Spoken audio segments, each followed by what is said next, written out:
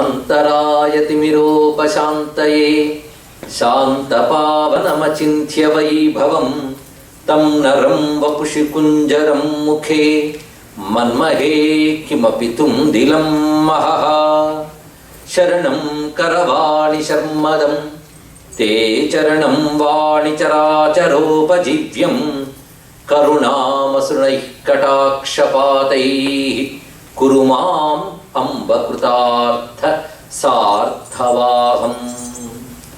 శారదా శారదాంభోజవదనా వదనాంబుజే సర్వదా సర్వదాస్మాకం సన్నిధిః సన్నిధిం క్రియాత్. విమలపటీ కమలకుటీ పుస్తక రుద్రాక్ష శస్తహస్తపుటీ కామాక్షి పక్ష్మలాక్షి కలిత విపంచి విభాసి వైరించి వాగర్థావివ సంపృక్తౌ వాగర్థ ప్రతిపత్తయే జగతః పితరౌ వందే పార్వతీ పరమేశ్వరౌ. గురవే సర్వలోకానాం భిషజే భవరోగిణాం నిధయే సర్వవిద్యానాం దక్షిణామూర్తయే నమః.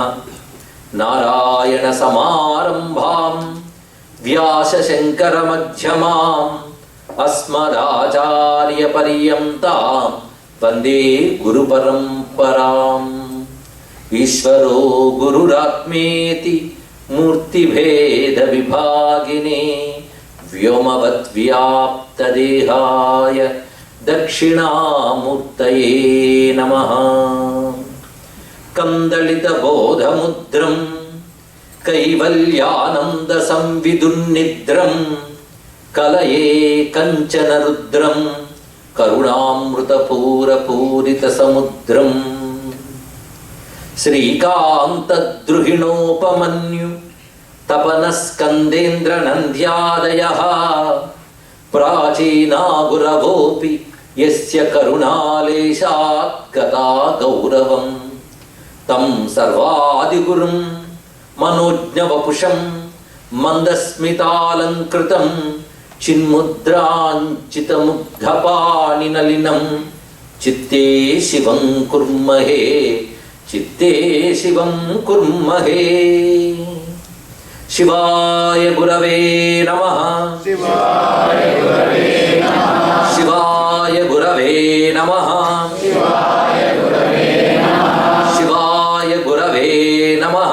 శివాయ గురవే నమః. శ్రీమాత్రే నమః. శ్రీమాత్రే నమః.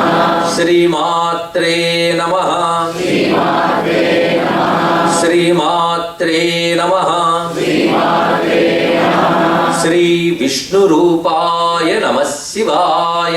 శ్రీ విష్ణు రూపాయ నమః శివాయ.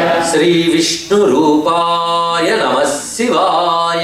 శ్రీ విష్ణు రూపాయ నమః శివాయ. శ్రీ విష్ణు రూపాయ నమః శివాయ. శ్రీ విష్ణు రూపాయ నమః శివాయ. నమో మహద్భ్యో ఋషిభ్యో గురుభ్యో నమః. జగద్గురుమయమైన ఈ సభా సదస్సుకి సవినీయ నమస్సుకు సమర్పణ చేసుకుంటూ నిన్నటి రోజున దక్షిణామూర్తి తత్వాన్ని ప్రారంభించుకున్నాం. దక్షిణామూర్తి అంటే ఒక మూర్తి ధరించిన పరమేశ్వర స్వరూపం, అది ఆచార్యమూర్తి. అటువంటి స్వామి యొక్క తత్వాన్ని మనం ఆవిష్కరించుకుంటూ ఉపనిషత్తుల్లో, వేదాల్లో, పురాణాల్లో కూడా ఆ స్వామి ఎవరెవరికి ఏ విధంగా సాక్షాత్కరించాడు అనే దాని గురించి కొంచెం సంక్షిప్తంగా చెప్పుకున్నాం. అదేవిధంగా దక్షిణామూర్తి తత్వం కూడా అందులో తెలియబడుతున్నది. బ్రహ్మదేవునికి వేదములు ఇచ్చినటువంటి భగవానుడు, ఆ తర్వాత వశిష్ఠ మహర్షిని అనుగ్రహించినటువంటి స్వామి, సనక సనందనాథుని కైలాసంలో అనుగ్రహించినటువంటి శివశక్త్యైక్య రూపుడు అయినటువంటి దక్షిణామూర్తి తత్వం చెప్పుకున్నాం. దక్షిణామూర్తి అంటేనే శివశక్తుల ఏకరూపం. అసలు శివుడు ఏ రూపం ధరించినా తన శక్తితోనే ధరిస్తాడు కదా, శక్తి లేకుండా ఏమీ లేదు. తన శక్తితోనే రూపం ధరిస్తాడంటే ఆయనతో పడిన శక్తి ఉంది. అదే దక్షిణామూర్తి అనడంలోనే అమ్మవారు కూడా ఉంది కనుకనే దక్షిణామూర్తి రూపిణి అన్నారు. అయితే దక్షిణామూర్తి స్వరూపాన్ని మనం ధ్యానించడానికి, ఆయన్ని ధ్యానించినా స్మరించినా ఆయన అనుగ్రహం లభిస్తే ఐహిక పారమార్థిక సుఖాలు లభించడమే కాకుండా మోక్షప్రాప్తికి అవసరమైన జ్ఞానం కూడా ప్రసాదిస్తాడు అని చెప్పుకుంటూ, బహవో దక్షిణామూర్తి ప్రసాదేనైవ జంతవః అనాయాసేన అజ్ఞానాత్ విముక్తా పరమశయ అని స్కంద పురాణంలో చెప్తున్నటువంటి వాక్యం ఇక్కడ. బహవో అనేక మంది దక్షిణామూర్తి యొక్క అనుగ్రహం చేత మాత్రమే చాలా సులభంగా అజ్ఞానం అనే మహాసముద్రాన్ని దాటి ముక్తిని పొందగలిగారు అని చెప్తున్నారు.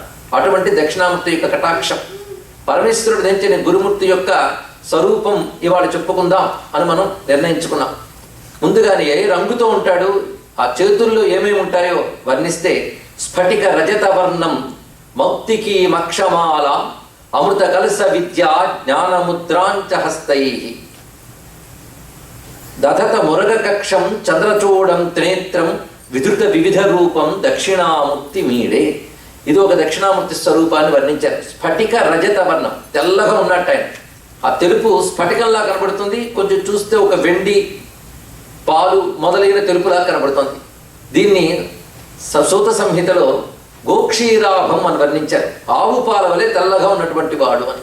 శుద్ధ స్ఫటిక శంకాసం అని కూడా చెప్పారు. అంటే తెల్లగా ఉన్నట్టు స్వామి.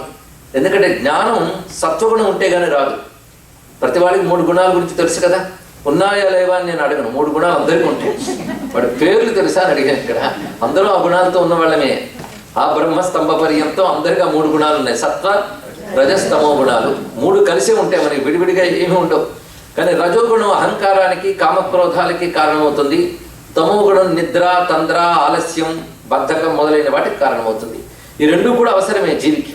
అలాగే సత్వగుణం ఉంటే ఏ విషయమైనా బోధపడుతుంది, ఆనందం కలుగుతుంది, ఏ విషయమైనా. అయితే సత్వగుణం అభివృద్ధి చెందుతున్న కొద్దీ జ్ఞానం పెరుగుతూ ఉంటుంది.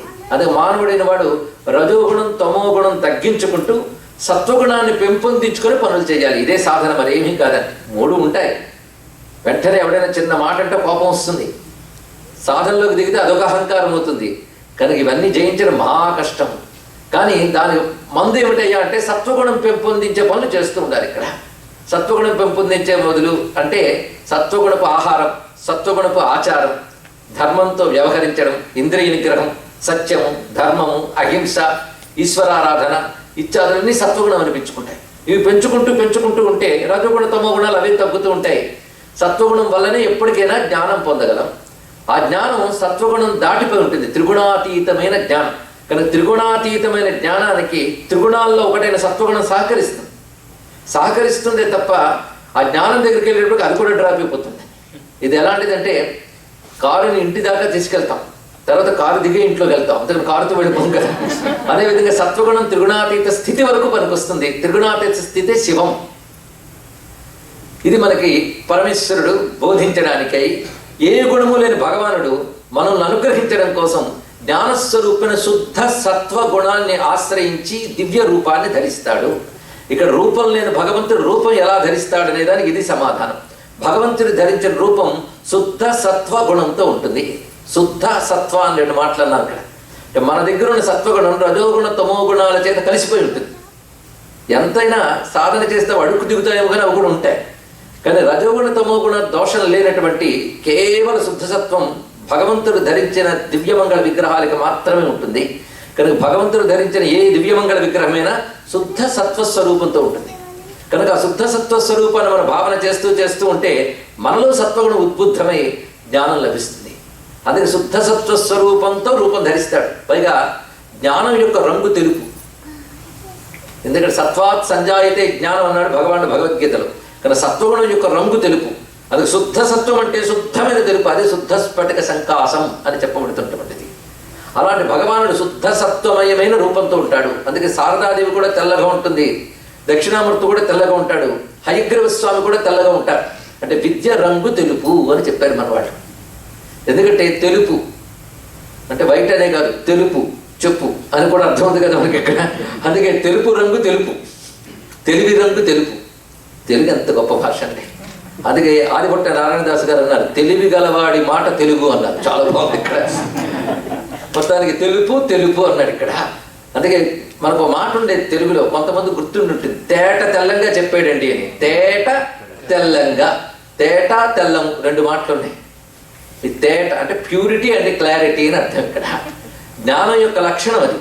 అందుకే జ్ఞానదేవతలు తెల్లగా కనబడతారు ఇక్కడ. విద్యాస్వరూపం తెల్లగా ఉంటుంది కనుకనే దక్షిణామూర్తి వర్ణం తెలుపు, శుద్ధమైన తెలుపుతో ఉన్నాడు. కానీ కొంచెం ఒక్క దగ్గర మాత్రం నలుపు ఉందండి, కంఠం దగ్గర. అది కూడా ఎందుకు పట్టుకున్నాడంటే అది ఆయన సహజంగా లేదు పాపం, మనం రక్షించడం కోసం తెచ్చుకున్నాడు ఆయన.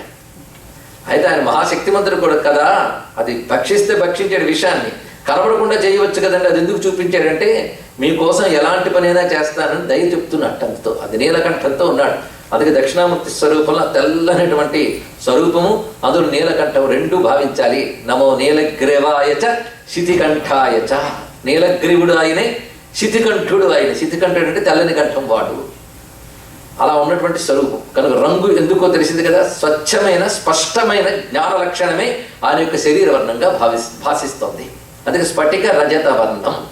ఇక చేతిలో పట్టుకున్నది, ఒక చేతిలో అక్షమాలు పట్టుకున్నాడు కుడి చేతిలో, ఎడమ చేతిలో అమృత కలశం పట్టుకుని ఉన్నాడు.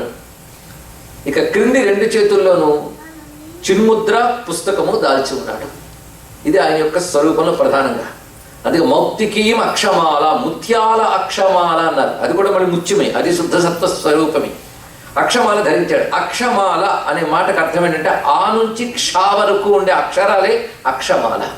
ఎందుకంటే విద్యాది దేవత కదండి, ఎన్ని విద్యలు చెప్పుకున్నా అక్షరాలతోనే చెప్పుకోవాలి.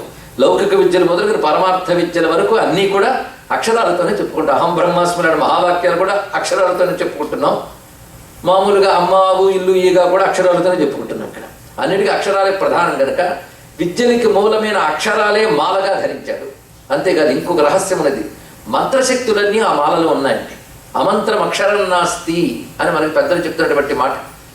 మంత్రం కాని అక్షరం లేదు, ప్రతి అక్షరానికి మంత్రశక్తి ఉంది. అందుకే మాతృకావర్ణ రూపిణి అని మనం చెప్తున్నాం.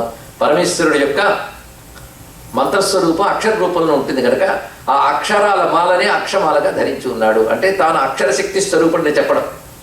దానికి సమాంతరంగా ఉన్నటువంటి ఎడమ చేతిలో అమృత కలశం పట్టుకున్నాడు. ఈ అమృత కలశానికి సంకేతం ఏమిటయ్యా అంటే విద్యయా అమృతమస్నుతే అని ఒక మాట ఉన్నది. అమృతం అంటే లోకంలో మనకి ఒక ఆనందం కలిగితే అమృతం అంటాం. కనుక అమృతం అనే దానికి రెండు అర్థాలు చెప్పుకోవాలి. ఒకటి ఆనందము, రెండవది శాశ్వతత్వము. ఈ రెండు అమృత శబ్దానికి అర్థం. అందుకే ఏ విద్యలైనా సరే పరమార్థం ఏంటంటే ఆనందమే. అంతే కదండి. ఎంత మీరు ఎందుకు చదువుకున్నారు 25-30 ఏళ్ళు కష్టపడి, ఆ చదువు వల్ల ఏదో ఆనందం సంపాదిద్దామని. అంతేకాదు అమృతం అంటే పోషణ, ఆహారం కూడా. కనుక విద్య యొక్క లక్షణం పోషణ, ఆనందము.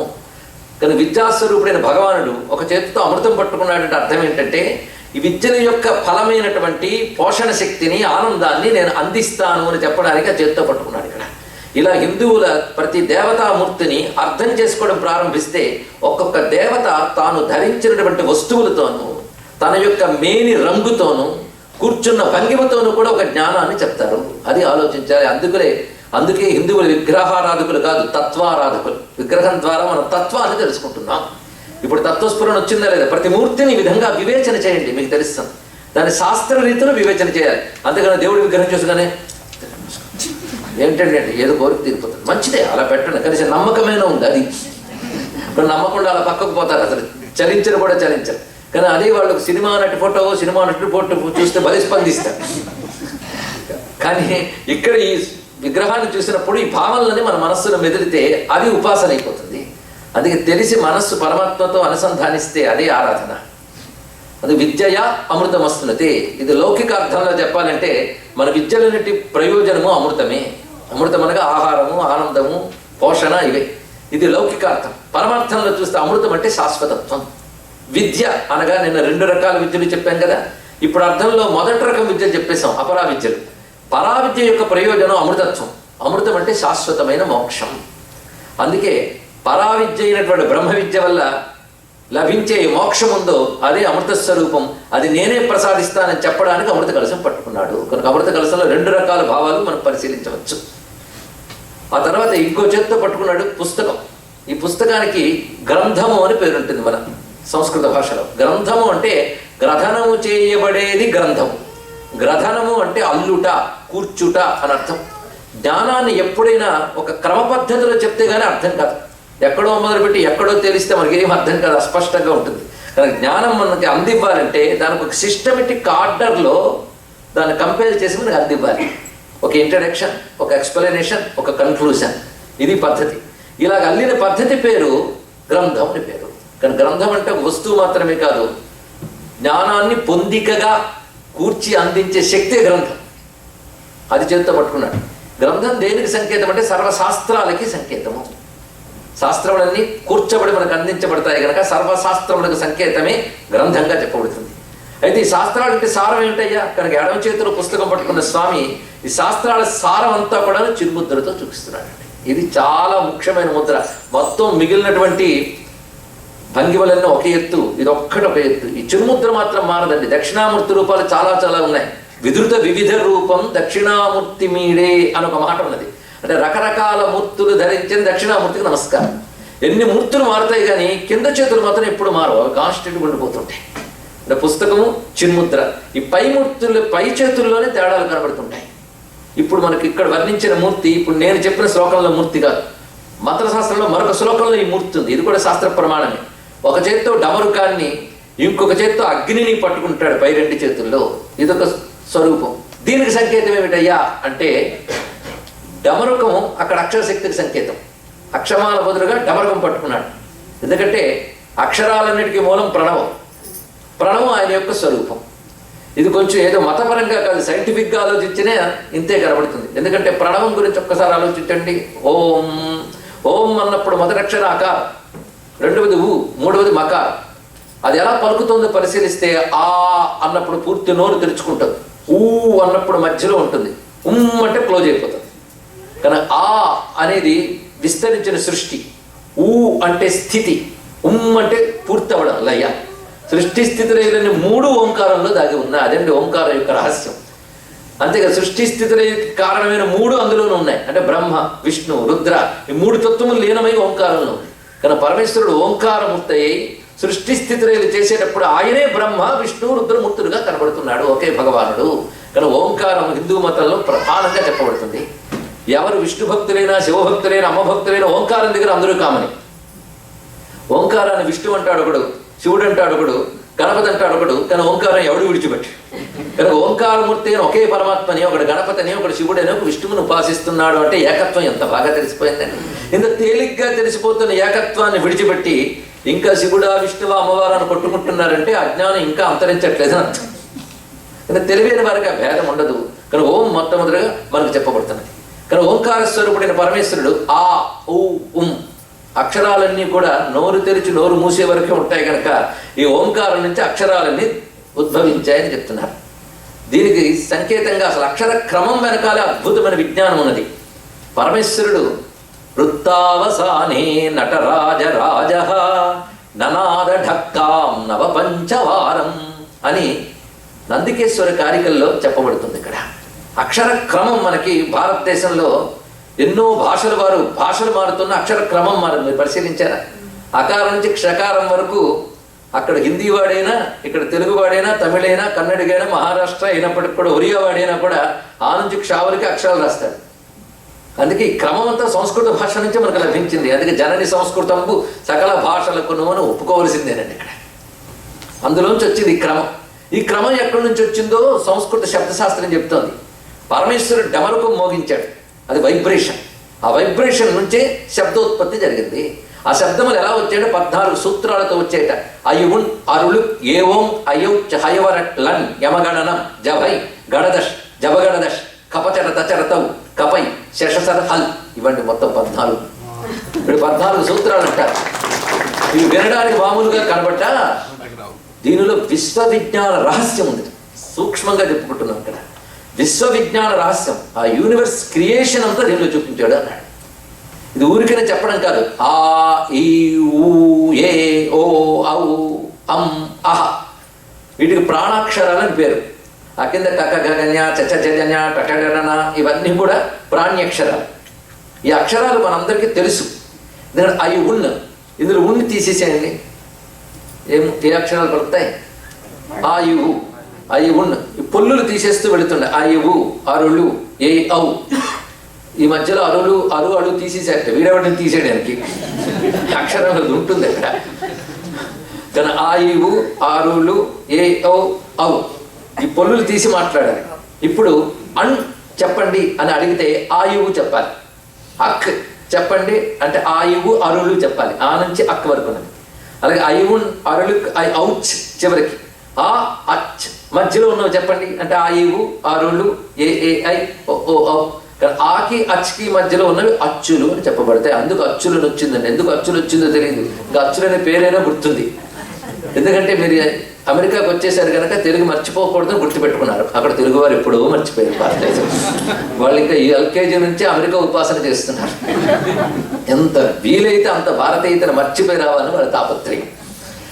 సరే, మొత్తానికి అచ్చులు. దాని తర్వాత అక్షరాలు హయవర్ అట్లం యమగడనం జభై గడద జబగడద కపచడత చెడతావు కపై శశర్ అల్. చివరికి అల్లు ఉంది కదా, హయవరట్లో హా నుంచి అల్ వరకు ఉన్న హల్లులు. ఎందుకు వచ్చిందండి అచ్చులు హల్లులు అని పేరు ఇక్కడ కనుక హల్లులు.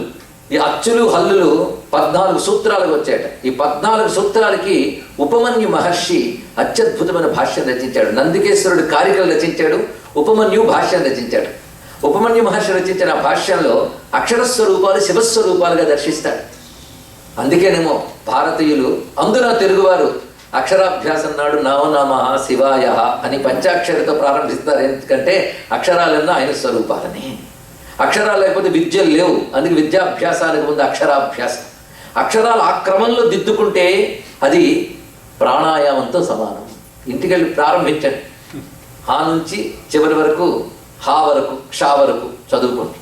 ఇదేంటంటే మమ్మల్ని అక్షరాలు చదువుకోమంటున్నారు. రోజు ఇది చేస్తే మాతృకావర్ణ జపం అవుతుందండి. సామాన్యం కాదు. ఇక్కడ ఒక్కొక్క అక్షరం భగవత్ స్వరూపం. ఇదే మాతృకావర్ణ రూపిణి అన్నారు ఇక్కడ. అంతేకాదు, ఈ అక్షరాలన్నీ కూడా కంఠం నుంచి క్రమంగా 6 చక్రాల్లో పంచబడుతూ ఉంటాయట, మన షట్చక్రాలు. అందుకే అక్షరాలకి యోగానికి అంత సంబంధం ఉన్నది. ఇది దక్షిణామూర్తి తత్వంలో అక్షమాల అదే చెప్తోంది, డమరకం కూడా అదే చెప్తుంది మనకి, అక్షరాలకు మూలమైన తత్వం. అంతేకాదు, మొత్తం ఈ అక్షరాలు ఈ 14 సూత్రాల్లో 43 అక్షరాలు ఉన్నాయి. వీటిని సాగదీస్తే మనకు 7 అక్షరాలు పుడతాయి. అంటే ఆ ఈ ఉందనుకోండి, సాగదీయండి ఆ ఈ ఊ సాగదీతలు. ఇలా సాగదీస్తే మనకు 7 వస్తాయి. అప్పుడు 50 అక్షరాలకి. కానీ ప్రధానం 43 మౌలిక అక్షరాలు, ఇది ఫండమెంటల్ లెటర్స్.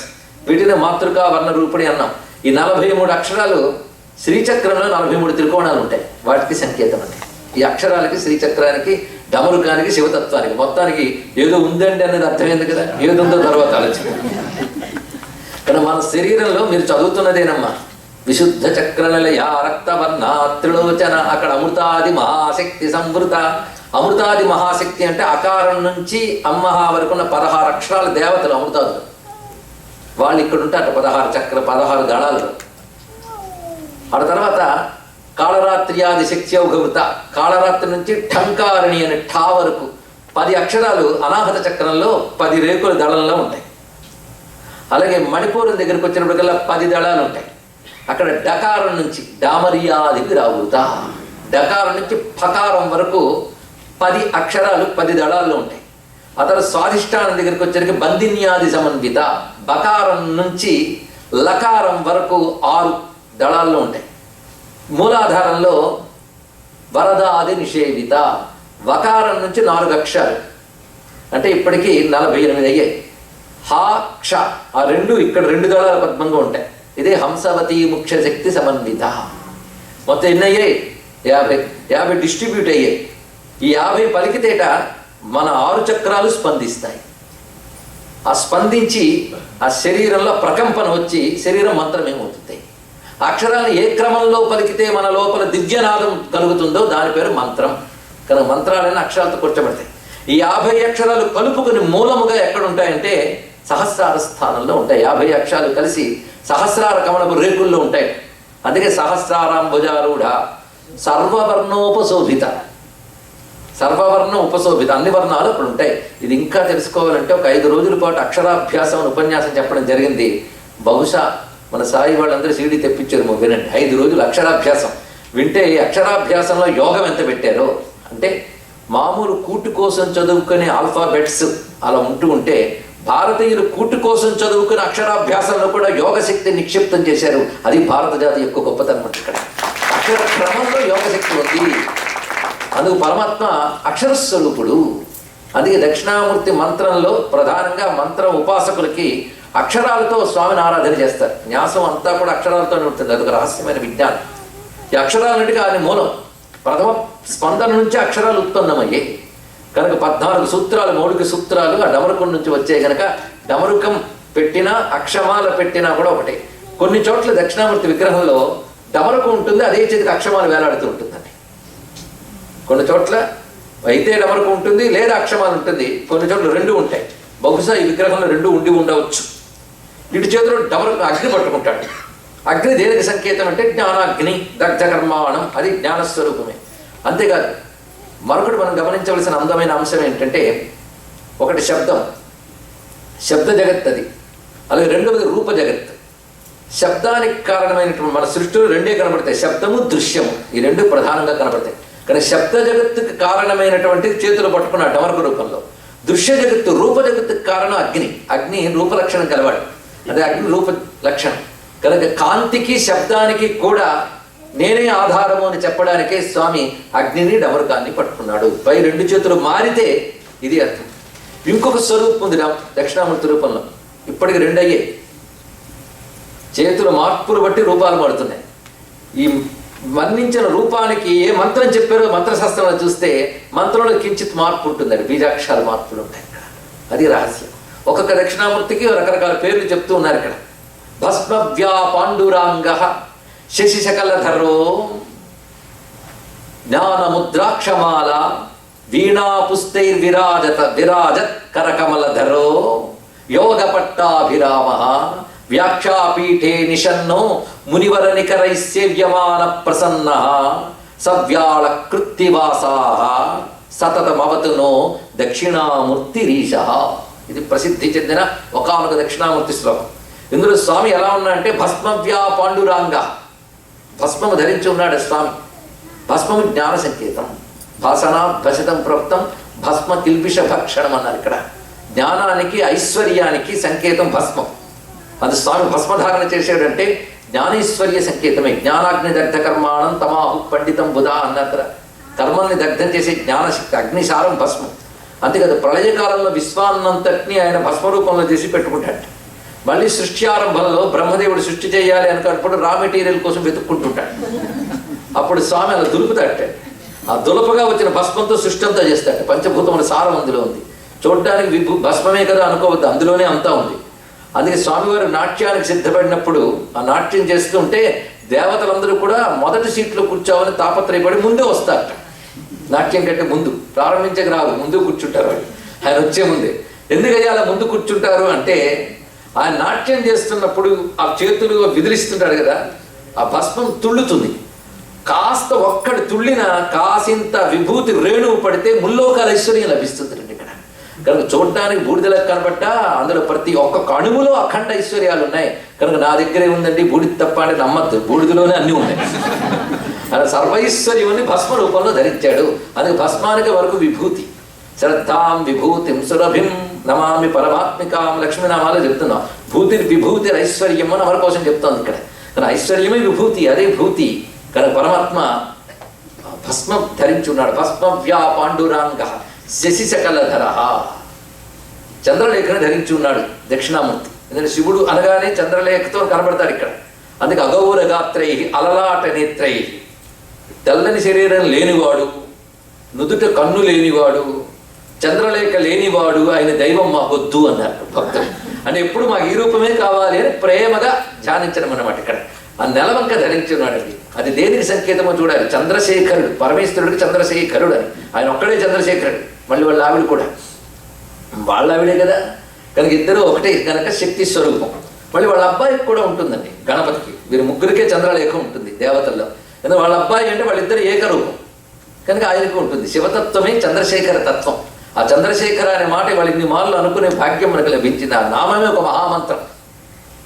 ఎందుకంటే అటు మహానుభావుడైనటువంటి యముడు పాశం వేయబోతూ ఉంటే మార్కండేయుడు పరిగెత్తి వెళ్ళి ఏ నామంతో పట్టుకున్నాడు? చంద్రశేఖర చంద్రశేఖర చంద్రశేఖర పాహి మాం చంద్రశేఖర చంద్రశేఖర చంద్రశేఖర రక్షమాం చంద్రశేఖర మాశ్రయే మమ కిం కరిష్యతి వై యమః అన్నాడు ఇక్కడ. ఆయనకు ఆ సమయంలో శివుడికి 1000 పేర్లున్నా 1,00,000 పేర్లున్నా గుర్తుకొచ్చింది ఒకటే చంద్రశేఖర. ఆ చంద్రశేఖర అనే పేరు వెంటనే గుర్తు రావాలని దక్షిణామూర్తి రూపం ధరించిన నెలవంక ఉంటుంది స్వామి శిరస్సుపై. ఏమిటయ్యా నెలవంక అంటే శాస్త్రం చెప్తున్న అర్థమైన మాట ఏంటంటే, మొత్తం అమృత కళలు 15 మనకు తెలుసు. ఇవి మారే కళలు. పాడ్యము నుంచి పూర్ణిమ వరకు మారే కళలు. ఆ తర్వాత కృష్ణపాడ్యము నుంచి మళ్ళీ మారుతాయి. అవే కళలు ఇక్కడ పెరుగుతూ వస్తాయి, అక్కడ తరుగుతూ వస్తాయి. కనుక మారే కళలు 15. ఇవన్నీ మారుతున్నాయంటే మారినది ఒకటి ఉండాలి, దాన్ని బేస్ చేసుకుని మారుతున్నాయి. ఆ మారని కళ 16వ కళ, దీన్ని షోడశి అంటారు. ఇదే శ్రీ విద్యాతత్వంలో ఉపాసించే పరతత్వం అండి, చాలా విశేషం. ఈ షోడశి కళ అమృతతత్వం. ఆ రూపంతోనే ప్రతి వారి సహస్రాలలో పరమేశ్వర తత్వం ఉంటుంది. అది పరమ యోగ రహస్యం అనుకోండి. కనుక ఈ షోడశి కళకి 2 పేర్లు చెప్తుంది శాస్త్రం. సదాకళ, సమయాకళ, ధ్రువాకళ, ఇన్ని పేర్లు ఉన్నాయి దానికి. అది ఎప్పుడు ఉండే కళ. ధ్రువ శాశ్వతం కనుక అది అమృతత్వానికి సంకేతం, శాశ్వత తత్వానికి సంకేతము. అందుకే ఆ అమృత కళ చంద్రకళ శాశ్వతత్వానికి సంకేతం. అంటే నాశనం లేనిది, మార్పు లేనిది అయిన పరిపూర్ణ తత్వానికి సంకేతం. దాన్ని ధరించాడు స్వామి అంటే అర్థం ఏంటి? నేను పరిపూర్ణమైన అమృతాన్ని మీకు ప్రసాదిస్తాను అని చెప్పడం దాని యొక్క అంతరార్థం అండి ఇక్కడ. అంతేకాదు ఓంకార రూపమే శివుడు. ఓం అన్నప్పుడు చిట్ట చివరికి వెళ్ళే నాదం అది అర్ధచంద్రము అనే స్థితిలో ఉంటుంది. ఆ చంద్రకళే అక్కడ కనబడుతుంది. ఇక్కడ శాశ్వత తత్వం. అందుకే భస్మవ్యా పాండురాంగ శశి శకలధర. ఆ తర్వాత జ్ఞానముద్ర అక్షమాల, జ్ఞానముద్ర అక్షమాల, వీణ. ఇంకో చెప్తే వీణ పట్టుకున్నట్టు. ఇది వీణా దక్షిణామూర్తి రూపం. ఇది వీణ దాల్చున్నాడు. ఇప్పుడు దక్షిణామూర్తి చేతిలో వీణను మనం భావిస్తున్నాం. వీణ పుస్త, వీణ పుస్తకము, ఈ 2 ఎడం వైపు ధరించున్నాడు. వాడితో విరాజత్కర కమలధర, యోగ పట్టా విరామ, యోగాసనం. స్వామి ఇక్కడ కూర్చున్నది ఒక రకమైన యోగ వీరాసనం. ఇది ఎలా ఉంటుందంటే ఎడమ పాదం ఎత్తి కుడి తొడ మీద పెట్టుకున్నది. యోగ పట్టం అంటే స్వామి అయ్యప్ప కూర్చున్నది యోగ పట్టం. ఆ యోగ పట్టాభిరామ అంటే అలా కూర్చున్నాడు. చుట్టూ పట్టము కూడా ఉంటుంది. అది కుండల్ని జాగరణకు ఉపయోగపడేటువంటి ఒకనొక ఆసనం. ఇంకా అలాగే వేద్దాం, రేపటి నుంచే నిర్ణయించుకోవద్దు. అది సరి అయినటువంటి యోగ శిక్షణలు చేయాలి. కానీ మొత్తానికి స్వామి అలా ఉన్నాడు, యోగ పట్టాభిరామ. అందులో విద్యని చెప్పే గురుపీఠంలో కూర్చున్నాడు. వ్యాఖ్యాపీఠారిషన్నో కూర్చోగానే చుట్టూ ఉన్నవారు మునివరనికరైహి. ఈ సీన్ మాత్రం ఏ రూపం ధరించిన ఉంటుందండి. చుట్టూ బ్రహ్మవాదులు, వరి చెట్టు, యువదలు. సేవ్యమాన ప్రసన్న, ప్రసన్నంగా ఉన్నాడు. సర్పభూషితుడు, సవ్యాళ కృత్తివాస, చర్మాంబరధారుడి ప్రకాశిస్తున్నాడు. అటువంటి దక్షిణామూర్తి మనల్ని రక్షించు కనుక ఇందులో వీణ పట్టుకున్నాడు. ఇక్కడేమో అక్షమాలు ఉన్నది, ఇక్కడ వీణ ఉన్నది. ఇదే శారదాదేవి రూపంలో కూడా మనం ధ్యానిస్తూ ఉంటాం. అక్కడ వీణ దేనికి సంకేతమయ్యా అంటే అది కూడా యోగశక్తికే సంకేతం అన్నాడు ఇక్కడ. ఎందుకంటే మన శరీరం అంతా పెద్ద వీణే. వీణ అనగానే కేవలం మనం చూసి ఒకనొక ఇన్స్ట్రుమెంట్ మాత్రం కాదు. వీణ అంటే శబ్దించున్నది అని అర్థం సంస్కృతంలో. వీణ శబ్దాయతే అని అర్థం చెప్పారు ఇక్కడ. శబ్దించున్నది ఆ ధాతువుకే అర్థం, శబ్దించేది అని అర్థం. కానీ శబ్దం చేసే ధాతువు వీణ. మన శరీరం వీణే, అవునా కదా? ఎలా అండి? ఎలాగో చూపిస్తున్నాడు. వీణకి అటు ఇటు 2 బొర్రలు ఉంటాయి, మధ్యలో ఒక దండం ఉంటుంది. నాదోపాసన పండిన ఋషులు దర్శించి తయారు చేసింది వీణ. అందుకే ఇతర దేశాల్లో సంగీతాలు ఫర్ ఎంటర్టైన్మెంట్, భారతదేశంలో సంగీతం ఫర్ ఎన్లైటైన్మెంట్. అది ఇతర దేశాల్లో వినోద విద్యలు, భారతదేశంలో మోక్ష విద్యలు సంగీతం. అదే మన సంగీతం అంటే గుర్తొచ్చేది ఒక త్యాగయ్య, ఒక అన్నమయ్య. ఆ మహానుభావులు సంగీత విద్యను గొప్పగా చెప్పారు. వీణావాదన తత్వజ్ఞ శృతిజాతి విశారద తాళజ్ఞశ్చ అప్రయాసైన మోక్షమార్గం నిగచ్చతి అని యాజ్ఞవల్క్య స్మృతిలో యాజ్ఞవల్క్యుడు చెప్తున్నాడు. వీణావాదన తత్వం తెలిసినవాడు, శృతి తాళం లయ ఈ తత్వం తెలిసినవాడు మోక్షం పొందుతాడు. తత్వం తెలిసినవాడు, వీణ వాయించే వాళ్ళందరూ మోక్షం పొందుతారని చెప్పలే, వీణావాదన తత్వం తెలిసినవాడు అని చెప్పారు. కనుక వీణావాదాన్ని భగవత్ స్వరూపంగా భావించి సాధన చేస్తే తప్పకుండా మోక్ష ప్రాప్తికి హేతువుతుంది.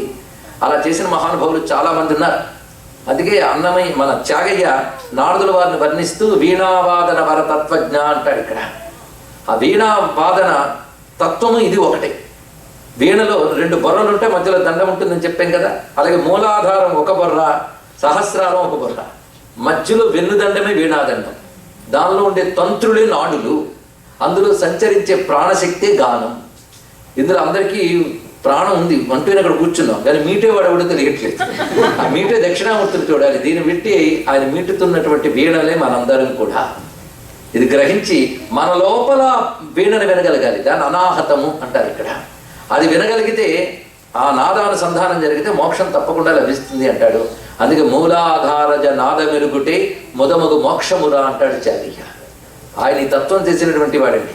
అందుకే నాద తనుమనిషం శంకరం నమామి మే మనసా శిరస మోదకర నిగమోత్తమ సామవేద సారం వారం వారం అని కీర్తించాడు మహానుభావుడు. అందుకే ఆ వీణ పట్టుకోవడంలోనే అంత యోగశక్తి ఉంది. అంతేకాదు శబ్దం వల్ల మనకి జ్ఞానం వస్తుంది. ఈ శబ్దం 2 రకాలుగా ఉంటుందట. ఒకటి పదాత్మకం, ఇంకొకటి నాదాత్మకం. పదాత్మకం అంటే అక్షరాలతో కూర్చే శబ్దం, ఇది భావాన్ని తెలియజేస్తుంది. ఇంకోటి నాదాత్మకం అంటే అక్షరాలు ఉండవు, కేవలం సౌండ్ ఉంటుంది స్వర రూపంతో. అవి ప్రకృతంతో మనం చూస్తూ ఉంటాం. ఒక్కొక్క పక్షి కూతలో, ఒక పశువు అరుపులో, గాలి రెపరెపలో, నీటి తపతపలో కూడాను ఒక నాదం ఉంటుంది. ఆ నాదంలో ఒక భావం ఉంటుంది. ఒక పక్షి ఆనందంతో అరిచినా, ఆర్తితో అరిచినా ఉండే భావం ఉంటుంది, మనం పోల్చుకోవచ్చు. వాడికి అక్షరాలు లేవు కానీ భావాలు ఉంటాయి. కానీ భావం వ్యక్తీకరించే శబ్దం నాదాత్మకం, పదాత్మకం. నాదం స్వరాత్మకం. సృష్టిలో ప్రతి శబ్దానికి ఒక నోట్ ఉంటుందండి, దాని పద్ధతులు పెడితే సంగీతం అవుతుందంటే. అందుకే ప్రతి సౌండ్, ఇప్పుడు నేను ఇలా కొట్టానంటే ఇందులో సౌండ్ రీ ఉందో ఎవరో చెప్పగలరు సంగీత విద్వాంసం. ప్రతి శబ్దం స్వరమే కనుక ఇది నాదాత్మకమైనది స్వరాత్మకంగా ఉంటుంది, పదాత్మకమైనది అక్షరాత్మకంగా ఉంటుంది. అందుకే శబ్దం 2 రూపాలు భగవానుడే. అందుకు అక్షరాత్మకమైన శబ్దం నేనే అని చెప్పడానికే డమరుకము అక్షమాల పట్టుకున్నాడు, స్వరాత్మకమైన నాదం కూడా నేనే అని చెప్పడానికి వీణ పట్టుకున్నాడు. ఇది దానిలో ఉన్నటువంటి అంతరర్థం. చూశారా ఎలా భావిస్తే ఎలా తెలుస్తుంది. దీన్ని బట్టి ఊరికిన దండం పెట్టడం కాదు, ఆలోచించాలి. ఆలోచిస్తే అద్భుతాలు అందించే మతం పేరు హిందూ మతం. ప్రపంచంలో అది ఒక్కటే. అది హిందూ మతం ఫుల్ ఆఫ్ నాలెడ్జ్, అంతేగా not mere faiths and beliefs. నువ్వు బుర్ర అప్లై చేయి, గోల్డ్ అంత జ్ఞానం వస్తుంది ఇక్కడ. కనుక దక్షిణామూర్తి రూపం యోగం. ఆ ధ్యానం చేస్తూ ఉంటే నీకు తెలియకుండా యోగ సాధన జరిగిపోతుందండి. భగవద్ రూపాన్ని ధ్యానం చేస్తూ ఉంటే ప్రాణాయామం, కుండలిని, ఏ చక్రం మీద దృష్టి పెట్టాలి ఇవన్నీ అనవసరం. ప్రేమగా భగవద్ రూపం ధ్యానించండి, మీకు తెలియకుండానే కుండలిని శక్తి జాగ్రత్త జరుగుతుంది. అది తెలుసుకుంటే చాలు. అలా పరమాత్మ యొక్క వీణ ధారణలో ఉన్న అంతరార్థం చెప్పుకున్నాం. ఇదే అర్థం మీరు శారదాదేవి మూర్తికి కూడా అన్వయించుకోవచ్చు. ఇదే అర్థం మా కృష్ణస్వామి పెట్టుకున్న వీణాగానం, వేణుగానానికి కూడా అన్వయించుకోవచ్చు. కానీ ప్రస్తుతం ఆయన గురించి తెస్తే మళ్ళీ తెమలు తిప్పటికి. కృష్ణ మందే జగద్గురు, ఆయన జగద్గురువే. పరమాత్మతత్వం ఒక్కటేగా, కృష్ణుడైనా దక్షిణామూర్తి అయినా. అది ఎప్పుడు మనం మర్చిపోవద్దు. ఎందుకంటే మన ఆదిశంకర భగవత్పాదుల వారి పాదపద్మారాధకులు. మనకి భేద దృష్టి ఉండదు. ఏ స్వరూపాన్ని చూసినా ఒకే పరతత్వం అనుకునేటువంటి సంస్కారం మనకున్నది. ఇష్టదేవత ఉండవచ్చు, ఆ ఇష్టదేవత ఇతర దేవతా రూపాల్లో ఉన్నాడని కూడా మనం గ్రహించవచ్చు. ఇక్కడ ఉన్నటువంటి విశేషమైన అంశాల్లో ప్రధానంగా దక్షిణామూర్తి, వీణా దక్షిణామూర్తి యొక్క స్వరూపాన్ని మనం తెలుసుకున్నాం.